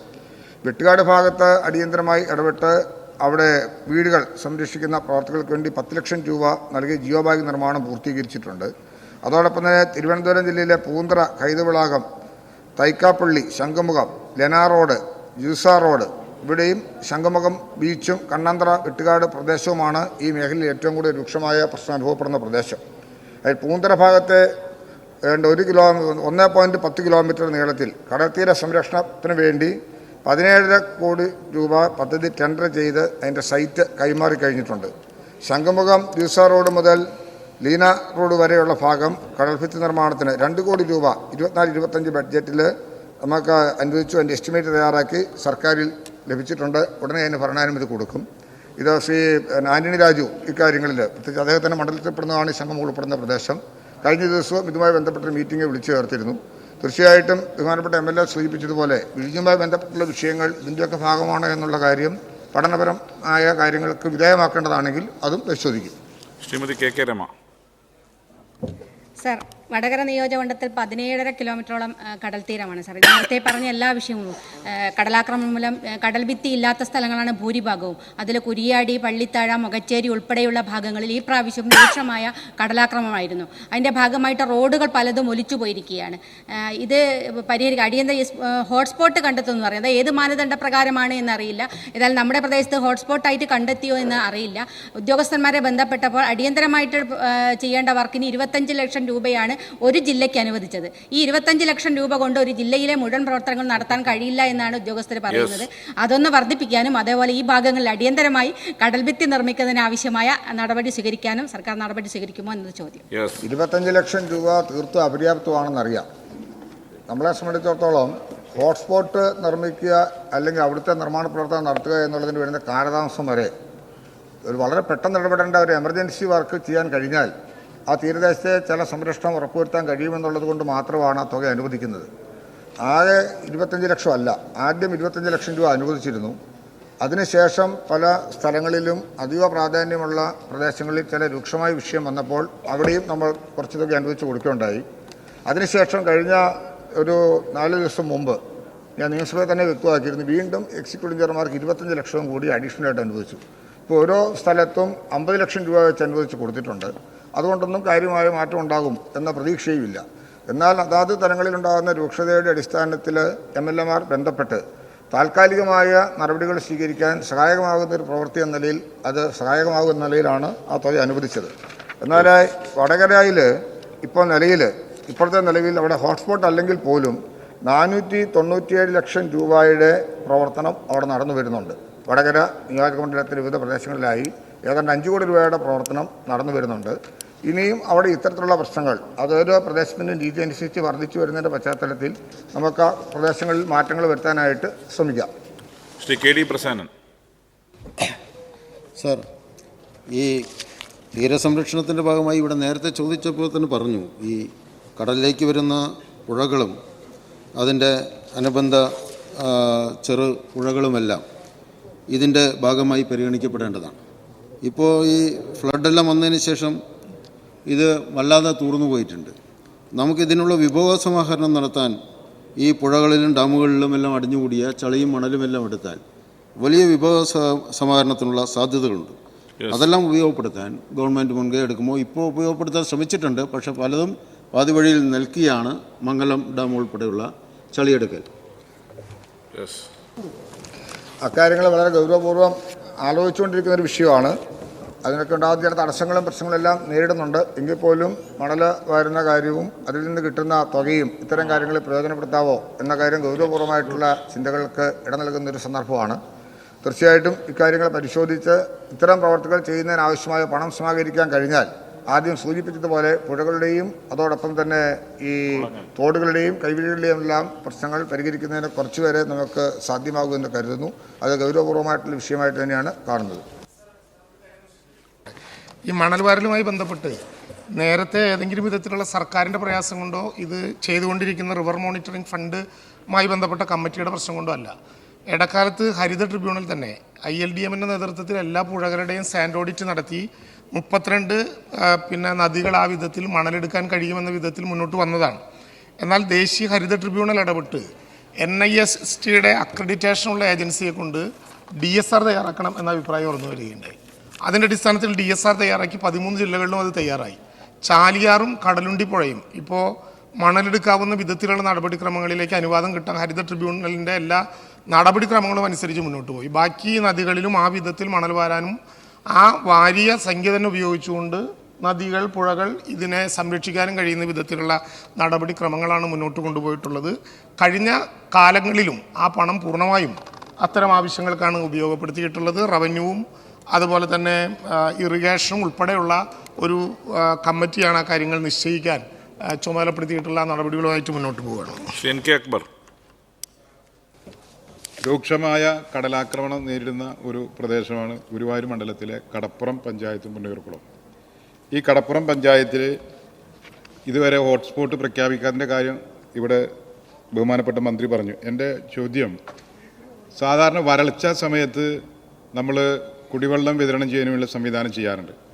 കടലാക്രമണം ഉണ്ടാകുമ്പോൾ ഇതേപോലെ കുടിവെള്ളം നിലച്ചു പോകുന്ന സാഹചര്യം കൂടി രൂപപ്പെടുകയാണ്. എന്നാൽ ആ സമയത്ത് കുടിവെള്ളം വിതരണം ചെയ്യുന്നതിന് വേണ്ടിയുള്ള പ്രത്യേക അനുമതിയൊന്നും തദ്ദേശഭരണ സ്ഥാപനങ്ങൾക്ക് ലഭിക്കുന്നില്ല. ഇത് വലിയ പ്രയാസം അവിടെ ഉണ്ടാക്കുന്നു. അതുകൊണ്ട് ഇത്തരം സന്ദർഭങ്ങളിൽ കുടിവെള്ളം വിതരണം ചെയ്യുന്നതിന് വേണ്ടിയുള്ള പ്രത്യേക നടപടി സ്വീകരിക്കുന്നു. വളരെ പ്രാധാന്യമർഹിക്കുന്ന ഒരു ചോദ്യമാണ്. വേനൽക്കാലമാകുമ്പോൾ ഗ്രാമപഞ്ചായത്തുകൾക്ക് രൂക്ഷമായ കുടിവെള്ളം നേരിടുന്ന പ്രദേശങ്ങളിൽ കുടിവെള്ളം എത്തിച്ചു കൊടുക്കുന്നതിനുള്ള പെർമിഷൻ നൽകുന്ന സ്ഥിതിയുണ്ട്. എന്നാൽ ഈ മഴക്കാലം ശക്തമാകുമ്പോഴും രൂക്ഷമായ കടലാക്രമണം ഉണ്ടാകുമ്പോഴും ഇതേ അവസ്ഥ തന്നെ നേരിടുന്ന തീരദേശവാസികൾക്ക് കുടിവെള്ളം എത്തിച്ചു കൊടുക്കുന്നതിന് സാധിക്കുന്നില്ല എന്നുള്ളതാണ് എം എൽ എ ചോദിച്ച ചോദ്യവുമായി ബന്ധപ്പെട്ട് മനസ്സിലാക്കുന്നത്. അതിന് പ്രത്യേകമായ തീരുമാനം ഉണ്ടാകേണ്ടി വരും. അത് പരിശോധിക്കേണ്ടതായിട്ടുണ്ട്. തീർച്ചയായിട്ടും അത് തദ്ദേശ സ്വയംഭരണ വകുപ്പ് മന്ത്രിയുമായിട്ടും കൂടി ആലോചിച്ചുകൊണ്ട് റവന്യൂ ഡിപ്പാർട്ട്മെൻറ്റും കൂടി ആലോചന നടത്തി സംയുക്തമായി ഇത്തരം കാര്യങ്ങൾ റോട്ടിലെ പോലെ തന്നെ ഇത്തരം ആവശ്യമുള്ള പഞ്ചായത്തുകൾക്ക്, തീരദേശവാസികൾക്ക് കുടിവെള്ളം ലഭ്യമാക്കി കൊടുക്കുന്നതിന് സാധിക്കത്തക്ക നിലയിൽ മാറ്റങ്ങൾ വരുത്താൻ കഴിയുമോ എന്ന് ഗവൺമെൻറ് പരിശോധിക്കും.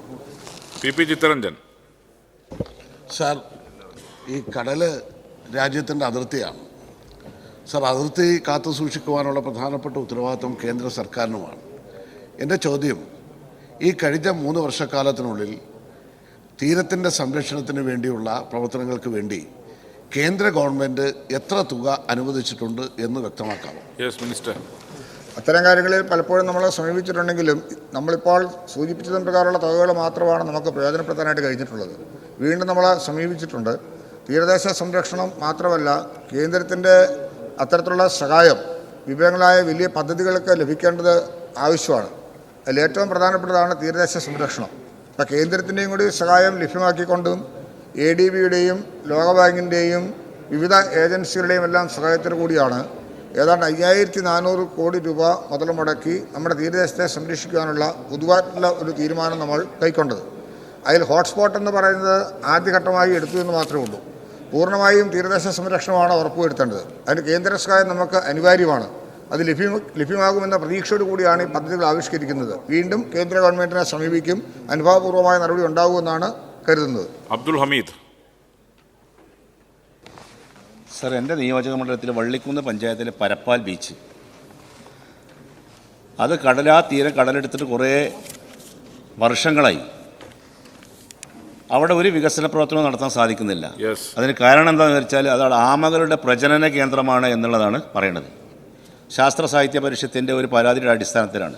അതിനുശേഷം നമ്മുടെ ചീഫ് സെക്രട്ടറിയുടെ സ്ഥാനത്തിലൂടെ മീറ്റിംഗ് വിളിച്ചുകൂട്ടി അതൊക്കെ വക്കേറ്റ് ചെയ്ത് ഇപ്പോൾ അവിടെ ഒരു പ്രവർത്തനവും നടക്കുന്നില്ല. അവിടെ വീട് ഒഴിവായി പോയിട്ടുണ്ട്. അവിടെ ഇലക്ട്രിസിറ്റി ബന്ധം വിച്ഛേദിച്ചിട്ടുണ്ട്. ടിപ്പു സുൽത്താൻ റോഡ് തകർന്നിട്ടുണ്ട്. ഇതിന് അടിയന്തരമായിട്ട് അവിടെ ആ കുടുംബങ്ങൾക്ക് സുരക്ഷിതമായിട്ട് താമസിക്കാനുള്ള ഒരു സൗകര്യം ഒരുക്കുമോ എന്നുള്ളതാണ് എൻ്റെ ചോദ്യം. പക്ഷെ അവിടെ പ്രവർത്തനങ്ങൾ നടക്കുന്നില്ലായില്ല.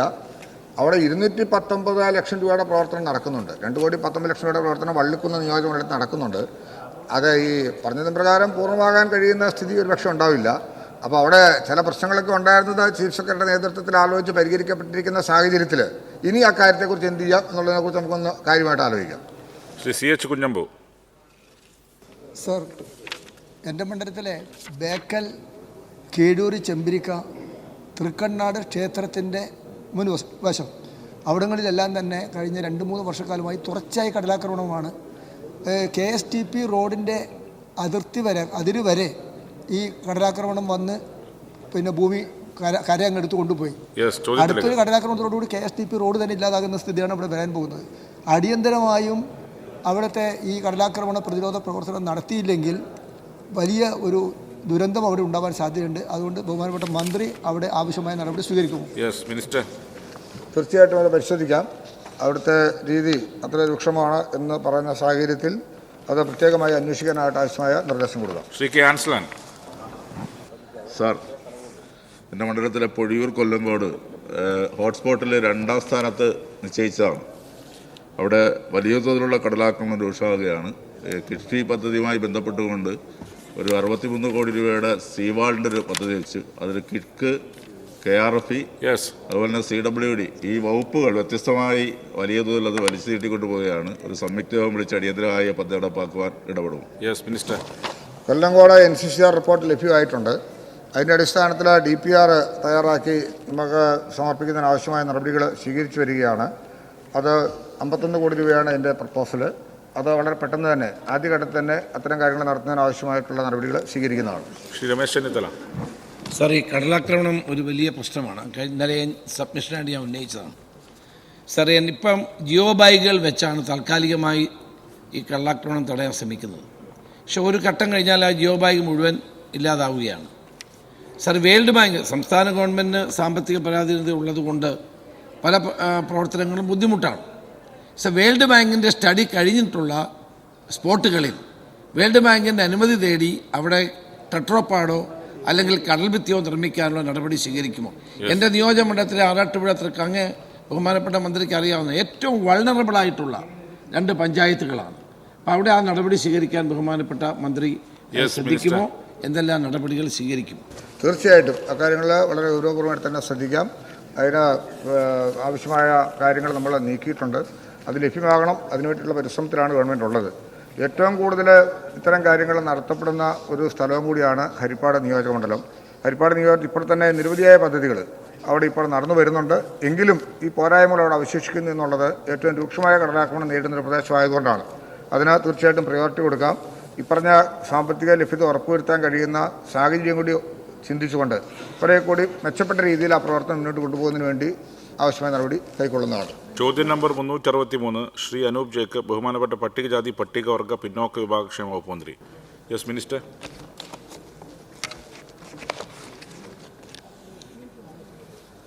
സാർ, പട്ടികജാതി വിഭാഗക്കാരുടെ ഉന്നമനത്തിനും വിവിധ സർക്കാർ വകുപ്പുകൾ, സ്ഥാപനങ്ങൾ, ഏജൻസികൾ എന്നിവ മുഖേന ബന്ധപ്പെട്ട വകുപ്പുകളുടെ കൂടി വിഹിതം ഉൾപ്പെടുത്തി സമർപ്പിക്കുന്ന പദ്ധതികളാണ് പൂൾഡ് ഫണ്ടിൽ നടപ്പിലാക്കുന്നത്. വയനാട് വൈത്തിരി മേപ്പാടി ഗ്രാമപഞ്ചായത്തിലെ മണ്ണാത്തിക്കുണ്ട് പട്ടികജാതി നഗറിലെ മണ്ണ് ജല സംരക്ഷണ പ്രവൃത്തി പട്ടികജാതി വിഭാഗക്കാരുടെ പരമ്പരാഗത തൊഴിൽ പുനരുദ്ധരിപ്പിക്കാനുള്ള പദ്ധതി, അസാപ്പിന് അഡീഷണൽ സ്കിൽ അക്വിസിഷൻ പ്രോഗ്രാം കീഴിൽ കമ്മ്യൂണിറ്റി സ്കിൽ പാർക്ക് എന്നിവയാണ് നിലവിൽ നടന്നുവരുന്നത്. വിശദാംശങ്ങൾ അനുബന്ധമായി ചേർത്തിട്ടുണ്ട്. സാർ, ബി, പൂൾഡ് ഫണ്ടിൽ ഉൾപ്പെടുത്തി അംഗീകാരം നൽകുന്നതിന് നിലവിൽ പുതിയ നിർദ്ദേശങ്ങളൊന്നും ലഭിച്ചിട്ടില്ല. സാർ, സി, ഈ സർക്കാർ വന്നതിന് ശേഷം പൂൾഡ് ഫണ്ടിൽ നിന്ന് തുക ചെലവഴിക്കുന്നതിലെ മാനദണ്ഡങ്ങളിൽ മാറ്റം വരുത്തിയിട്ടില്ല. ശ്രീ അനൂപ് ജേക്കബ്. സാർ, ഈ പൂൾഡ് ഫണ്ട് മുഖാന്തരം പട്ടികജാതി ജനവിഭാഗങ്ങൾക്കുള്ള സ്പെഷ്യൽ പ്രൊജക്റ്റുകളാണ് വെക്കുന്നത്. അതിൻ്റെ അത് 2015 UDF ഗവൺമെൻറ്റിൻ്റെ കാലയളവിൽ 5 കോടി രൂപയായിരുന്നു ഈ ഇനത്തിലുണ്ടായിരുന്നത്. ഈ വർഷം നമ്മൾ നോക്കുമ്പോൾ 50 ലക്ഷം രൂപയായിട്ട് അത് കുറഞ്ഞിരിക്കുകയാണ്. സാർ, ഒപ്പം തന്നെ 2023-24 ജനുവരിയിൽ ഗവൺമെൻറ് നൽകിയ മറുപടിയിൽ ഈ 50 ലക്ഷം രൂപയിൽ നിന്ന് എക്സ്പെൻഡിച്ചർ ഒന്നും തന്നെ ഉണ്ടായിട്ടില്ല. അപ്പോൾ ഈ പൂൾഡ് ഫണ്ടിൽ എന്തുകൊണ്ടാണ് ഈ കുറവുണ്ടാകുന്നത്? ഇത് മുഖാന്തരം ഈ പ്രത്യേക പദ്ധതികൾ പട്ടികജാതി ജനവിഭാഗങ്ങൾക്ക് തടസ്സപ്പെടുന്നു എന്നത് ഗവൺമെൻറ് ശ്രദ്ധയിലുണ്ടോ? അതെങ്ങനെ പരിഹരിക്കാനാണ് ഉദ്ദേശിക്കുന്നത്? മിനിസ്റ്റർ. അതെ സാർ, ഞാൻ സൂചിപ്പിച്ചത് ഇപ്പോൾ ഈ കാലാനുസൃതമായി പൂൾഡ് ഫണ്ട് വർദ്ധിപ്പിക്കുന്നതിനുള്ള നടപടിയാണ് വകുപ്പ് സ്വീകരിച്ചു വരുന്നത്. ഈ കഴിഞ്ഞ സാമ്പത്തിക വർഷം 50 ലക്ഷം രൂപയാണ് നമ്മൾ ഉൾപ്പെടുത്തിയിട്ടുള്ളത്.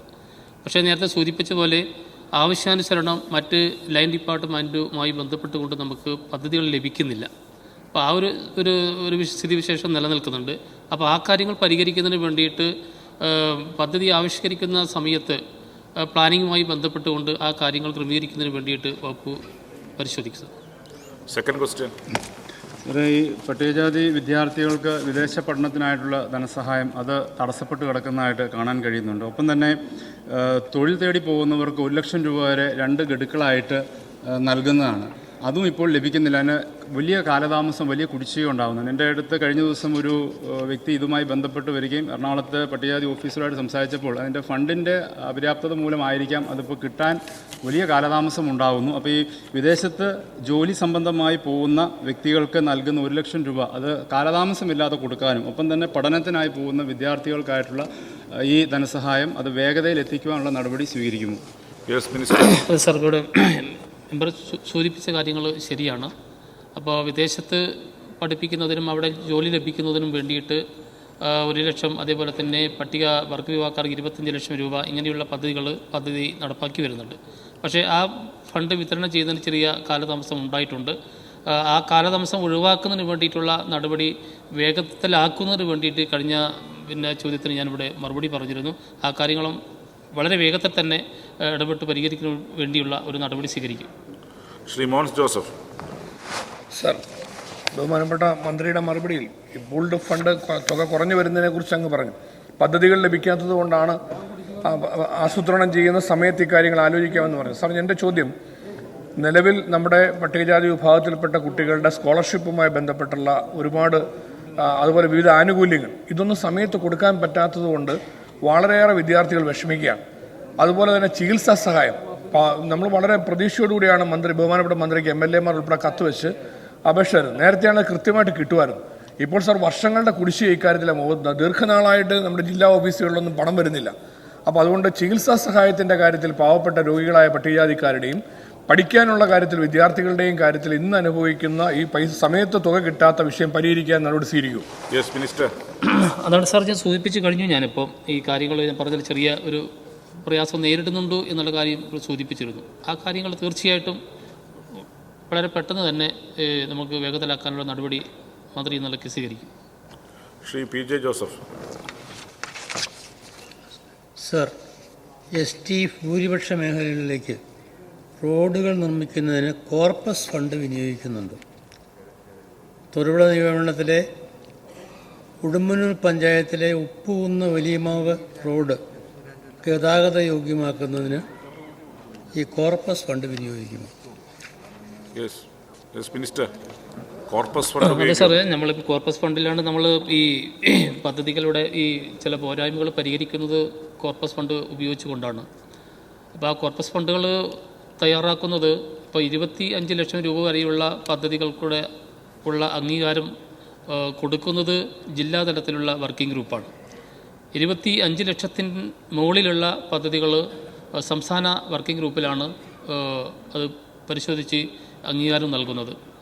അപ്പോൾ ഏറ്റവും താഴെത്തട്ടിലുള്ള ഗ്രാമപഞ്ചായത്ത് മുഖേന ജില്ലാതലത്തിലേക്ക് അതിൻ്റെ നിർദ്ദേശം വരികയും ജില്ലാതലം പരിശോധിച്ചുകൊണ്ട് അത് സംസ്ഥാന വർക്കിംഗ് ഗ്രൂപ്പിലേക്ക് വരികയും സംസ്ഥാന വർക്കിംഗ് ഗ്രൂപ്പ് അത് പരിശോധിച്ച് അനുയോജ്യമാണ്, അത് ഫീസിബിലിറ്റിയാണ്, അല്ലെങ്കിൽ പ്രയോറിറ്റി കൊടുക്കേണ്ട കാര്യമാണ് എന്ന് ബോധ്യപ്പെടുന്ന മുറയ്ക്ക് അത്തരം പദ്ധതിക്ക് അംഗീകാരം കൊടുത്ത് നടപ്പാക്കുന്നതിന് വേണ്ടി ശ്രമിക്കും. ഇവിടെ സൂചിപ്പിച്ച പോലെ ഇപ്പോൾ പട്ടികവർഗ ഈ ഏരിയകളിലേക്ക് പലപ്പോഴും റോഡില്ലാത്തത് പല വിഷയങ്ങൾക്കും കാരണമായി ഇവിടെ തന്നെ ചൂണ്ടിക്കാണിച്ചിട്ടുണ്ട്. അത്തരം കാര്യങ്ങൾ പരിഹരിക്കുന്നതിന് വേണ്ടിയിട്ട് ഇവിടെ ചൂണ്ടിക്കാണിച്ച കാര്യങ്ങൾ തീർച്ചയായിട്ടും വളരെ പ്രയോറിറ്റി കൊടുത്തുകൊണ്ട് തന്നെ ആ കാര്യങ്ങൾ പരിശോധിക്കും. Sir, Shri Mani C Kappan. Sir, പട്ടികജാതിക്കാരുടെ ക്ഷേമത്തിനായുള്ള പൂൾഡ് ഫണ്ട് യഥാസമയം വിനിയോഗിക്കാതെ ലാപ്സായി പോയിട്ടുള്ള കാര്യം സർക്കാരിൻ്റെ ശ്രദ്ധയിൽപ്പെട്ടിട്ടുണ്ടോ? വിശദീകരിക്കാം. അതെ സാർ, ഇവിടെ സൂചിപ്പിച്ച 3 പദ്ധതികളാണ് നേരത്തെ ഇവിടെ നടപ്പാക്കിയിട്ടുള്ളത്. അതിൽ ചില കാലതാമസങ്ങൾ വന്നിട്ടുണ്ട്. നേരത്തെ ഈ പറഞ്ഞ പോലെ ലൈൻ ഡിപ്പാർട്ട്മെൻറ്റും വകുപ്പും കൂടി ചേർന്നുകൊണ്ടാണ് ഇത്തരം പദ്ധതികൾ നടപ്പാക്കുന്നത്. അപ്പോൾ ഏറ്റെടുക്കുന്ന ഏജൻസികളുടെ ചില പോരായ്മകളും ഒക്കെ ഇതിൽ സംഭവിച്ചിട്ടുണ്ട്. ആ കാര്യങ്ങൾ വരാതിരിക്കുന്നതിന് വേണ്ടിയിട്ട് പ്രവൃത്തി ഏറ്റെടുത്ത് നടപ്പാക്കുന്ന വകുപ്പും അതുപോലെ തന്നെ ഏജൻസിയുമായിട്ട് അടിയന്തര മീറ്റിങ്ങുകൾ കൂടി അത്തരം കാര്യങ്ങൾ വേഗത്തിലാക്കുന്നതിന് വേണ്ടിയിട്ടുള്ള നടപടി സ്വീകരിക്കും. Doctor KT Jaleel. സർ, കോളനികൾ എന്നുള്ള പ്രയോഗം ഒഴിവാക്കിയത് വളരെ നല്ല കാര്യം. അതുകൊണ്ട് മാത്രമായില്ല സാർ, മൈഗ്രേഷൻ പ്രോത്സാഹിപ്പിക്കാതെ SC/ST ജനവിഭാഗത്തിൻ്റെ സ്ഥായിയായിട്ടുള്ള ജീവിത സാഹചര്യത്തിൽ മെച്ചമുണ്ടാക്കാൻ കഴിയില്ല. ST വിഭാഗത്തിൽപ്പെടുന്ന എത്ര കുട്ടികളാണ് വിദേശ രാജ്യങ്ങളിൽ പോയി പഠിക്കുന്നത് എന്നുള്ളതിനെ സംബന്ധിച്ച്, സ്കോളർഷിപ്പോടുകൂടി നമ്മളുടെ ഡിപ്പാർട്ട്മെൻറ്റ് കൊടുക്കുന്ന സ്റ്റൈപ്പൻഡോടുകൂടി പോയി പഠിക്കുന്നത് എന്നതിനെ സംബന്ധിച്ച് വല്ല കണക്കും നമ്മളുടെ അടുത്തുണ്ടോ? ST വിഭാഗത്തിൽപ്പെടുന്ന എത്ര ആളുകൾ വിദേശ രാജ്യങ്ങളിൽ പോയിട്ട് ജോലി ചെയ്യുന്നുണ്ട് എന്നുള്ളതിനെ സംബന്ധിച്ച വല്ല വ്യക്തതയും നമ്മളുടെ ഡിപ്പാർട്ട്മെൻറ്റിൻ്റെ കയ്യിലുണ്ടോ? Yes minister. സാർ, ആ കാര്യങ്ങൾ നേരത്തെ ഈ സഭയിൽ നമ്മൾ റിപ്പോർട്ട് ചെയ്തതാണ്. ഇപ്പോൾ പട്ടികജാതി പട്ടികവർഗ വിഭാഗത്തിലായിട്ട് നിരവധി കുട്ടികളെയാണ് നമ്മൾ വിദേശത്ത് നമ്മൾ പഠിപ്പിക്കുകയും അവിടെ ജോലി ലഭ്യമാക്കുന്നതും. ഇപ്പോൾ പട്ടികജാതി പട്ടികവർഗ വിഭാഗത്തിലെ രണ്ടും കൂടി ചേർന്നുകൊണ്ട് 600-ലധികം കുട്ടികളെയാണ് നമ്മളിപ്പോൾ വിദേശത്തേക്ക് അയച്ചിരിക്കുന്നത്. അത്തരം കുറേ കുട്ടികൾ അവിടെ യൂണിവേഴ്സിറ്റികളിൽ പഠിക്കുകയും കുറേ കുട്ടികൾ മറ്റ് ഇതര സ്ഥാപനങ്ങളിൽ ജോലി എടുത്തുകൊണ്ട് 600-ലധികം കുട്ടികൾ ഇപ്പോൾ വിദേശ രാജ്യങ്ങളിൽ ജോലികളിലും പഠനത്തിലും ഏർപ്പെട്ടുകൊണ്ടിരിക്കുകയാണ് സാർ. ശ്രീ കോവൂർ കുഞ്ഞുമോൻ. സാർ, പട്ടികജാതി പട്ടികവർഗ വിഭാഗത്തിൽപ്പെട്ട കുടുംബനാഥൻ, അതായത് ഏകതായ വരുമാനക്കാരൻ മരിച്ചാൽ 2 ലക്ഷം രൂപ ഗവൺമെൻറ് പ്രഖ്യാപിച്ചിട്ടുണ്ട്. 22/11/2018 ബഹുമാനനായ പട്ടികജാതി മന്ത്രി ശ്രീ AK ബാലൻ, അദ്ദേഹമാണ് അന്ന് 50,000 ആയിരുന്നു 2 ലക്ഷമാക്കി ഉയർത്തി. സാർ, എൻ്റെ മണ്ഡലത്തിൽ 100 പേർക്ക് 2 ലക്ഷം രൂപ വെച്ച് കിട്ടാനുണ്ട്. അതായത് 200 ലക്ഷം രൂപ എൻ്റെ മണ്ഡലത്തിൽ കിട്ടാനുണ്ട് സാർ. വളരെ പാവത്തുങ്ങളാണ്, അവരിങ്ങനെ വിളിച്ചുകൊണ്ടേയിരിക്കുകയാണ്. ഞാൻ മെനഞ്ഞാന്ന് മന്ത്രിയുടെ അടുത്ത് സൂചിപ്പിച്ചിരുന്നു. അതേപോലെ തന്നെ കുടുംബനാഥൻ മരിച്ചാൽ അപേക്ഷ കൊടുക്കേണ്ടുന്ന കാലാവധി മാപ്പപേക്ഷ കൊടുക്കാൻ 1 വർഷമാണ് സാർ. 1 വർഷം കൊണ്ട് ചിലർക്ക് അജ്ഞതയാണ്, ഇത് വലിയ അറിവൊന്നുമില്ല പാവത്തുങ്ങൾക്ക്. അതുകൊണ്ട് 2 വർഷമായി ഉയർത്തുകയും ഈ കുടിശ്ശികയുള്ള തുക അടിയന്തരമായി അവർക്ക് കൊടുക്കുന്നതിനുള്ള നടപടി ഗവൺമെൻറ് സ്വീകരിക്കും. ബഹുമാനപ്പെട്ട മെമ്പർ ഈ കാര്യങ്ങൾ പറഞ്ഞുകൊണ്ട് എനിക്ക് കത്ത് ലഭ്യമാക്കിയിട്ടുണ്ട്. ആ കത്തുകൾ പരിശോധിച്ച് ആ കാര്യങ്ങൾ വേഗത്തിൽ ആക്കുന്നതിന് വേണ്ടിയിട്ടുള്ള നിർദ്ദേശം ഉദ്യോഗസ്ഥർക്ക് കൊടുത്തിട്ടുണ്ട് സാർ. ശ്രീ നജീബ് കാന്തപുരം.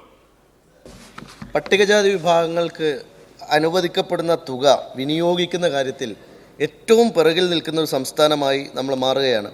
നമ്മുടെ പരിസരത്തുള്ള മറ്റ് സ്റ്റേറ്റുകളെ അപേക്ഷിച്ച്, പ്രത്യേകിച്ച് കർണാടക ഉൾപ്പെടെയുള്ള സ്റ്റേറ്റുകളെ അപേക്ഷിച്ച് ഏറ്റവും ചെറിയ എക്സ്പെൻഡിച്ചറാണ് നമ്മുടെ സ്റ്റേറ്റിനുണ്ടാവുന്നത്.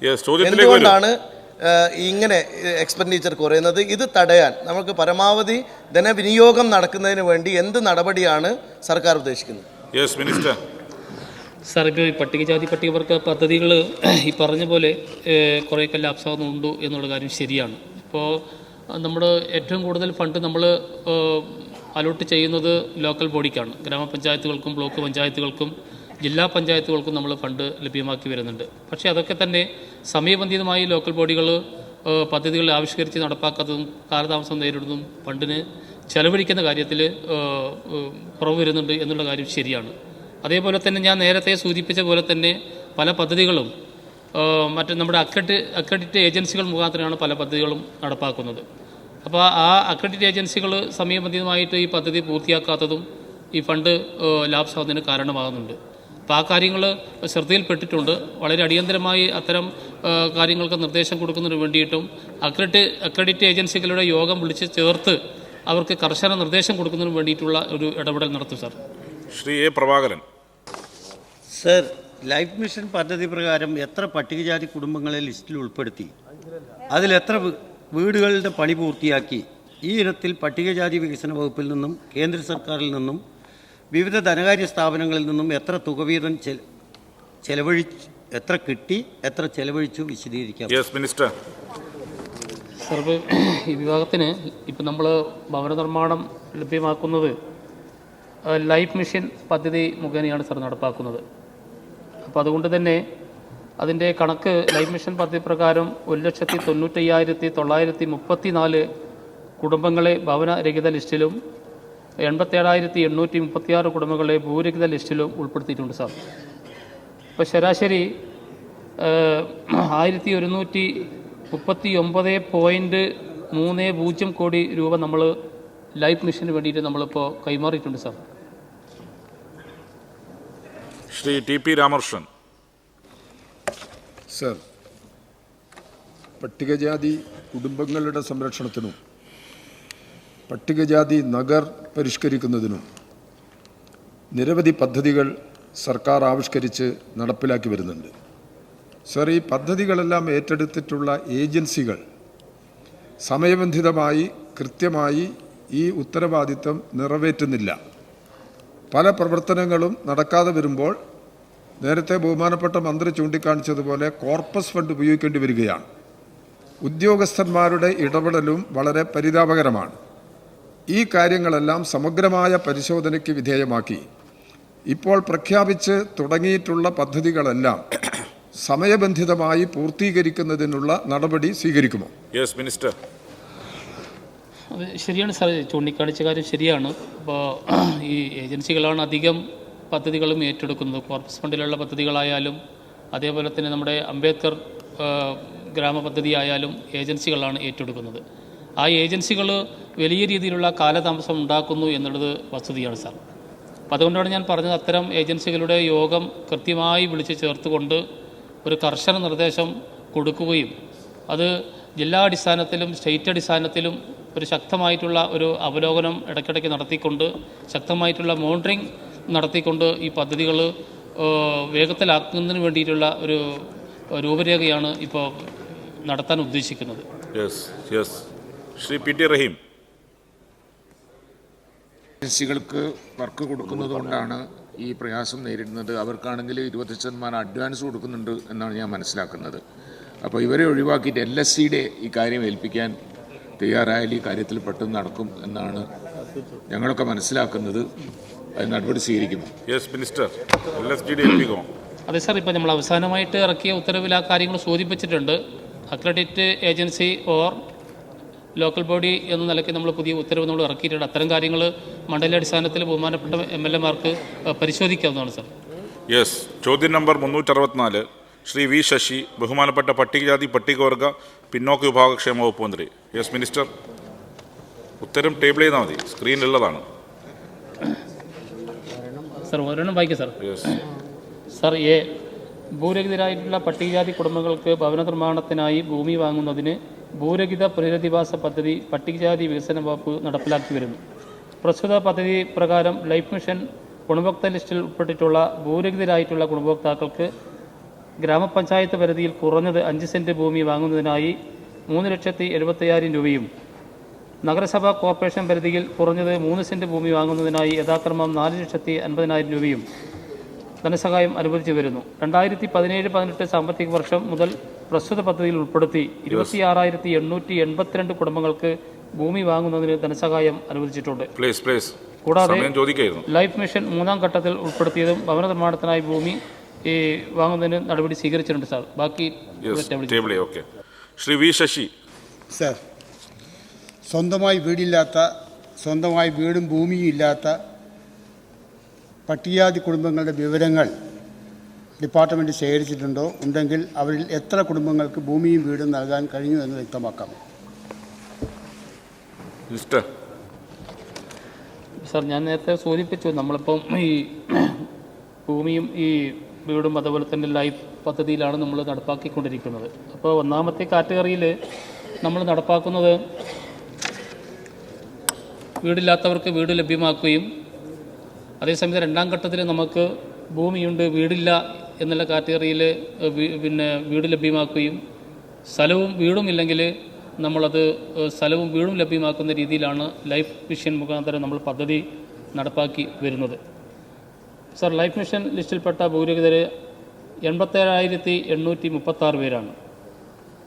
ഭവനരഹിതർ 1,95,934 പേരാണ് സാർ. ലൈഫ് മിഷൻ അനുവദിച്ച വീടുകൾ ആദ്യഘട്ടം പൂർത്തിയാക്കാത്ത വീടുകളുടെ പൂർത്തീകരണം 19,153. വകുപ്പ് കൈമാറിയ തുക വിനിയോഗിച്ച് പുതിയ വീടുകൾ അനുവദിച്ചത് 75,655. മറ്റ് ഫണ്ടുകൾ ഉൾപ്പെടെ വിനിയോഗിച്ച് ആകെ അനുവദിച്ച വീടുകൾ 1,12,405. 3ാം ഘട്ടമായി ഭൂമി ലഭിച്ചവരിൽ വീട് അനുവദിച്ചവർ 10,957. ആകെ പുതിയ ഭവനം ലഭിച്ചവർ 1,23,361. ഭവനം പൂർത്തിയാക്കിയവർ 90,865. 1ാം ഘട്ടം ഉൾപ്പെടെ ആകെ വീട് അനുവദിച്ചവർ 1,42,928. ഒന്നാം ഘട്ടം ഉൾപ്പെടെ ആകെ ഭവനം പൂർത്തിയാക്കിയവർ 1,10,18. ഭൂമി അനുവദിച്ചത് ലൈഫ് മുഖേന 11,807. പട്ടികജാതി വികസന വകുപ്പ് അനുവദിച്ചത് 26,882. ആകെ ഭൂമി ലഭിച്ചവർ 38,689. ലൈഫ് മിഷനിൽ ഇനി അവശേഷിക്കുന്നവർ ഭൂരഹിതർ 49,147. ഭവനരഹിതർ 72,572. ഇങ്ങനെയാണ് സാർ ഇതിൻ്റെ കാര്യങ്ങളുള്ളത്. Second question. ലൈഫ് മിഷൻ പദ്ധതി പ്രകാരം ഈ ഭവനം നിർമ്മിക്കുന്നതിന് ഡിപ്പാർട്ട്മെൻറ്റിൽ നിന്നും ഇതുവരെ എത്ര കോടി രൂപയാണ് അനുവദിച്ചിട്ടുള്ളത്? അനുവദിച്ച തുക പ്രകാരമുള്ള വീടുകൾ നിർമ്മിച്ചിട്ടുണ്ടോ എന്ന് വിലയിരുത്തിയിട്ടുണ്ടോ? Yes minister. സാർ, ഞാൻ നേരത്തെ ഇവിടെ സൂചിപ്പിച്ചിരുന്ന ആ കാര്യങ്ങൾ ലൈഫ് മിഷൻ പദ്ധതി പ്രകാരം നമ്മൾ 1,95,934 കുടുംബങ്ങളെയാണ് നമ്മൾ ഭവനരഹിത ലിസ്റ്റിലും 87,836 കുടുംബങ്ങളെ ഭൂരഹിത ലിസ്റ്റിലും ഉൾപ്പെടുത്തിയിട്ടുണ്ട് സാർ. നേരത്തെ സൂചിപ്പിച്ചു കഴിഞ്ഞ് ഞാൻ ലൈഫ് മിഷൻ കൂടാതെ ലൈഫ് മിഷൻ ആദ്യഘട്ടമായി ഉൾപ്പെടുത്തിയ പൂർത്തിയാകാത്ത വീടുകളുടെ പൂർത്തീകരണത്തിൻ്റെ ഭാഗമായി ഏറ്റെടുത്ത് പൂർത്തീകരിച്ച 19,153 വീടുകൾ കൂടി ഉൾപ്പെടുത്തി ആകെ 1,10,18 വീടുകൾ പൂർത്തിയായിട്ടുണ്ട്. പട്ടികജാതി വികസന വകുപ്പ് നാളിതുവരെ ഞാൻ നേരത്തെ സൂചിപ്പിച്ചു 1,139.30 കോടി രൂപയാണ് സാർ നമ്മൾ ലൈഫ് മിഷൻ മുഖേന ഈ ഭവന പദ്ധതിക്ക് വേണ്ടിയിട്ട് നമ്മളിപ്പോൾ കൈമാറിയിട്ടുള്ളത് അല്ലെങ്കിൽ ചെലവഴിക്കപ്പെട്ടിട്ടുള്ളത്. ശ്രീമതി CK ആശ. സർ, വിവിധ കാരണങ്ങളാൽ പൂർത്തീകരണത്തിലേക്ക് എത്തപ്പെടാത്ത വീടുകളിൽ താമസിക്കുന്ന പട്ടികജാതി പട്ടികവർഗ ജനവിഭാഗങ്ങൾക്ക് അടച്ചുറപ്പുള്ളതും പൂർണ്ണ സുരക്ഷിതത്വത്തോടു കൂടിയതുമായ ഭവനങ്ങൾ ഉറപ്പുവരുത്തുന്നതിന് സർക്കാർ എടുത്തിട്ടുള്ള നടപടികൾ വിശദീകരിക്കാം. സാർ, അതിനുവേണ്ടി ഒരു പദ്ധതി ഇപ്പോൾ വകുപ്പ് നടപ്പാക്കി വരുന്നുണ്ടാണ് സേഫ് പദ്ധതി സാർ. പല കാരണങ്ങൾ കൊണ്ടും വീട് പണി പൂർത്തീകരിക്കാതെ പാതി വഴിയിൽ നിൽക്കുന്ന വീടുകൾ നമുക്ക് അടിയന്തരമായി പൂർത്തീകരിക്കേണ്ടതുണ്ട്. അപ്പം അത്തരം കാര്യങ്ങൾ പൂർത്തീകരിക്കുന്നതിന് വേണ്ടിയാണ് സേഫ് പദ്ധതിയിൽ നമ്മൾ 2 ലക്ഷം രൂപ അനുവദിച്ച് അത്തരം കാര്യങ്ങൾ ക്രമീകരിക്കുന്നത്. Shri V R Sunilkumar. Sir, സംസ്ഥാനത്ത് ഭവനരഹിതർക്ക് ആശ്വാസമായി ഭവന നിർമ്മാണ മന്ത്രിയായിരുന്ന ശ്രീമാൻ MN ഗോവിന്ദൻ നായർ നടപ്പിലാക്കിയ MN ലക്ഷം വീടുകളിൽ ഏറിയ പങ്കും പട്ടികജാതി പിന്നോക്ക വിഭാഗങ്ങളാണ് താമസിക്കുന്നത്. ഇതിൽ മിക്ക വീടുകളും ഇപ്പോൾ വാസയോഗ്യമല്ല. ലക്ഷം വീടുകളിൽ താമസിക്കുന്ന പട്ടികജാതി പട്ടികവർഗ വിഭാഗങ്ങളുടെ വീടുകൾ നവീകരിക്കുന്നതിന് പ്രത്യേക പദ്ധതികൾ നടപ്പിലാക്കുന്നു. സാർ, നമ്മൾ വളരെ നേരത്തെ ഏറ്റവും ബഹുമാനപൂർവ്വം നടപ്പാക്കിയിട്ടുള്ള ഒരു പദ്ധതിയാണ് സാർ MN ഗോവിന്ദൻ പദ്ധതി. അത്തരം വീടുകൾ ഒരു 2 കുടുംബത്തിന് ഒരേ സമയത്ത് താമസിക്കാവുന്ന രീതിയിലുള്ള വീടുകളാണ് പഴയ കാലത്ത് നമ്മൾ നിർമ്മിച്ചു കൊടുത്തത്. അതൊക്കെ കുറേ കാലഹരണപ്പെട്ടുപോയി. ആ കാലഹരണപ്പെട്ടതിൻ്റെ അടിസ്ഥാനത്തിൽ ആ കാര്യങ്ങളൊക്കെ പരിശോധിച്ച് വരുമ്പോൾ അത്തരം വീടുകളിൽ ഇപ്പോഴും പല കുടുംബങ്ങളും താമസിക്കുന്നു എന്നുള്ളതൊരു യാഥാർത്ഥ്യമാണ്. പക്ഷേ ഇപ്പോൾ നമ്മൾ ലൈഫ് ഭവന പദ്ധതി നടപ്പാക്കുന്നുണ്ട്. ആ ഒരു സാഹചര്യത്തിൽ പരമാവധി ലൈഫ് പദ്ധതിയിൽ ഉൾപ്പെടാത്ത കുടുംബങ്ങളെ അത്തരം കാര്യങ്ങൾ ശ്രദ്ധയിൽ കൊണ്ടുവരികയാണെങ്കിൽ പരിശോധിച്ച് ആ കാര്യങ്ങൾ ക്രമീകരിക്കുന്നതിന് വേണ്ടിയിട്ടുള്ള കാര്യങ്ങൾ, അതേപോലെ തന്നെ എന്തെങ്കിലും പോരായ്മകളുണ്ടെങ്കിൽ ആ കാര്യങ്ങൾ സേഫ് പദ്ധതിയിൽ ഉൾപ്പെടുത്തി നമുക്ക് ആ കാര്യങ്ങൾ ക്രമീകരിക്കുന്നതിന് വേണ്ടിയിട്ടുള്ള പരിശോധന നടത്താം. ശ്രീ CC മുകുന്ദൻ. സാർ, എൻ്റെ ചോദ്യം പട്ടികജാതി പട്ടികവർഗ കുടുംബങ്ങളിലെ ഏക വരുമാനക്കാരൻ മരണപ്പെട്ടതിനെ തുടർന്ന് ഭവന നിർമ്മാണം പൂർത്തീകരിക്കാനാവാത്ത സാഹചര്യം ഉണ്ടായാൽ അങ്ങനെയുള്ളവരെ പ്രത്യേകം പരിഗണിച്ച് ഭവന നിർമ്മാണം പൂർത്തീകരിക്കുന്നതിന് ധനസഹായം നൽകാൻ പദ്ധതികൾ ആവിഷ്കരിക്കുന്നതിന് നടപടികൾ സ്വീകരിച്ചിട്ടുണ്ടോ? Yes minister. സാർ, ഞാൻ നേരത്തെ പറഞ്ഞു അത്തരം കാര്യങ്ങൾ പൂർത്തീകരിക്കാതെ കിടക്കുന്ന വീടുകൾ പൂർത്തീകരിക്കുന്നത് സേഫ് പദ്ധതിയിലാണ്. അപ്പോൾ ആ പദ്ധതിയുടെ അപേക്ഷ നമ്മൾ വാങ്ങിച്ച് ഒരു പ്രയോറിറ്റീൻ്റെ അടിസ്ഥാനത്തിലാണ് സാർ ഗുണഭോക്താക്കളെ നമ്മൾ തിരഞ്ഞെടുക്കുന്നത്. അപ്പോൾ അത് നമ്മൾ ഡിപ്പാർട്ട്മെൻറ്റ് തലത്തിലാണ് അതിൻ്റെ പരിശോധന നടക്കുന്നത്. ബഹുമാനപ്പെട്ട മെമ്പറോട് ചൂണ്ടിക്കാണിച്ചതുപോലെ ആ കാര്യങ്ങൾ പരിശോധിക്കുമ്പോൾ വളരെ പാവപ്പെട്ട ഒരു കുടുംബമാണെങ്കിൽ അത്തരം കാര്യങ്ങൾ നമുക്ക് മുൻഗണന കൊടുത്തുകൊണ്ട് നമുക്ക് നടപ്പാക്കുന്ന കാര്യം പരിശോധിക്കാം. യെസ്. ചോദ്യം നമ്പർ 365 ശ്രീമതി ശാന്തകുമാരി, ബഹുമാനപ്പെട്ട ജലവിഭവ വകുപ്പ് മന്ത്രി. ടേബിൾ ചെയ്താണ് സാർ. സാർ, ടേബിൾ ചെയ്യുന്നു. ശ്രീമതി ശാന്തകുമാരി കെ. ഇവിടെ കേരളത്തിലെ ഏറ്റവും വലിയ ജലസ്രോതസ്സുകളിൽ ഒന്നാണ് ഡാമുകൾ. പല മെമ്പർമാർ ഇവിടെ ചോദിച്ചെങ്കിൽ പോലും ഇതിനകത്ത് പാലക്കാട് ജില്ലയിൽ തന്നെ ഇപ്പോൾ വാളയാർ, ചുള്ളിയാർ പോലുള്ള ഡാമുകൾക്കകത്ത് മണ്ണ് റിമൂവ് ചെയ്യുന്നതിന് വേണ്ടിയിട്ട് നടപടികൾ സ്വീകരിച്ചു. കുറേ എമൗണ്ട് ഇപ്പോഴും മണ്ണ് വിൽക്കാതെ കിടക്കുകയാണ്. അതുപോലെ തന്നെ പാലക്കാട് ജില്ലയിൽ 45,000-ഓളം കുളങ്ങളുണ്ട് സാർ. ചിറ്റൂർ ഏരിയയിൽ കമ്പാലത്തറ പ്രദേശത്ത് തന്നെ 5 കോടി രൂപയ്ക്കാണ് ഇതിനു വേണ്ടി നടപടി സ്വീകരിച്ചത് മണ്ണ് മാറ്റുന്നതിന് വേണ്ടി. പക്ഷേ 7 കോടി രൂപ സർക്കാർ വരുമാനമുണ്ടാക്കി. എൻ്റെ ചോദ്യം, ഇത്തരത്തിൽ ജലസ്രോതസ്സുകളിൽ പരമാവധി വെള്ളം ശേഖരിക്കുന്നതിന് വേണ്ടി നടപടികൾ നേരത്തെ സൂചിപ്പിക്കപ്പെട്ട ഘടകങ്ങളെല്ലാം നടപടി സ്വീകരിക്കുമോ എന്നുള്ളതാണ് എൻ്റെ ആദ്യത്തെ ചോദ്യം. തീർച്ചയായിട്ടും ആ കാര്യത്തിൽ വളരെ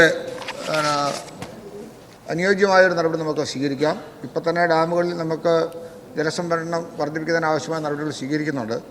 ഇത്തരം കാര്യങ്ങൾ ശ്രദ്ധയപ്പെടുന്നതനുസരിച്ച് അത് ചെയ്യണമെന്ന് തന്നെയാണ് ഗവൺമെൻറ് ആഗ്രഹിക്കുന്നത്. സെക്കൻഡ് ക്വസ്റ്റ്യൻ പെട്ടെന്ന്. സർ, ഒരേ സമയം വരൾച്ചയും അതുപോലെ തന്നെ വെള്ളപ്പൊക്കവും ഒക്കെ നമ്മൾ നേരിടുകയാണ്. എന്നാൽ കുടിവെള്ളത്തിനടക്കം വലിയ പ്രതിസന്ധി നേരിടുന്നു. അത്തരം വിഷയത്തെ സംബന്ധിച്ച് ശാസ്ത്രീയമായ പഠനം നടത്തി ജലം സംഭരിക്കാനുള്ള നടപടികൾ സർക്കാർ സ്വീകരിക്കുന്നു. ഇതിൻ്റെ ഭാഗമായി തന്നെ നമുക്ക് ഈ ഗ്രൗണ്ട് വാട്ടർ ലെവൽ താഴ്ന്നു പോകുന്നു, കുറയുന്നു എന്നൊരു പഠനമാണ് നമുക്ക് നിലവിൽ കാണാൻ കഴിയുന്നത്. അതുകൊണ്ട് തന്നെ നല്ല ശാസ്ത്രീയമായ പഠനം നമുക്ക് ആവശ്യമുണ്ട്. അതുകൊണ്ട് ഇപ്പോൾ ജല ബജറ്റ് തയ്യാറാക്കുന്ന ഒരു പ്രവർത്തനം നമ്മുടെ തദ്ദേശ സ്വയംഭരണ സ്ഥാപനങ്ങളിൽ 227 സ്ഥാപനങ്ങളിൽ ഇപ്പം തന്നെ പൂർത്തിയായി. ബാക്കി നമുക്ക് നടന്നു വരുന്നു. അപ്പം നമുക്ക് ലഭ്യമാകുന്ന ജലത്തിൻ്റെ അളവും വിനിയോഗ സാധ്യതയും കൂടി പരിശോധിച്ച് മുന്നേറേണ്ട ഒരു സ്ഥിതിയാണ് ഇന്ന് സംസ്ഥാനത്തുള്ളത്. അതുകൊണ്ട് ഏറ്റവും കൂടുതൽ സൂക്ഷ്മമായി ഇത്തരം കാര്യങ്ങൾ പരിശോധിക്കേണ്ട ഘട്ടത്തിൽ കൂടെ പോകുമ്പം നമ്മൾ വളരെ ജാഗ്രതയോടുകൂടി ഇരിക്കേണ്ട ഒരു ഘട്ടമാണ്. ഇക്കാര്യങ്ങളിൽ അതീവ തീവ്രമായ ജാഗ്രത നമുക്കെല്ലാം ഒരുമിച്ച് നൽകേണ്ടതായിട്ടുണ്ട്. ഓർഡർ ചോദ്യോത്തരങ്ങൾ അവസാനിച്ചിരിക്കുന്നു.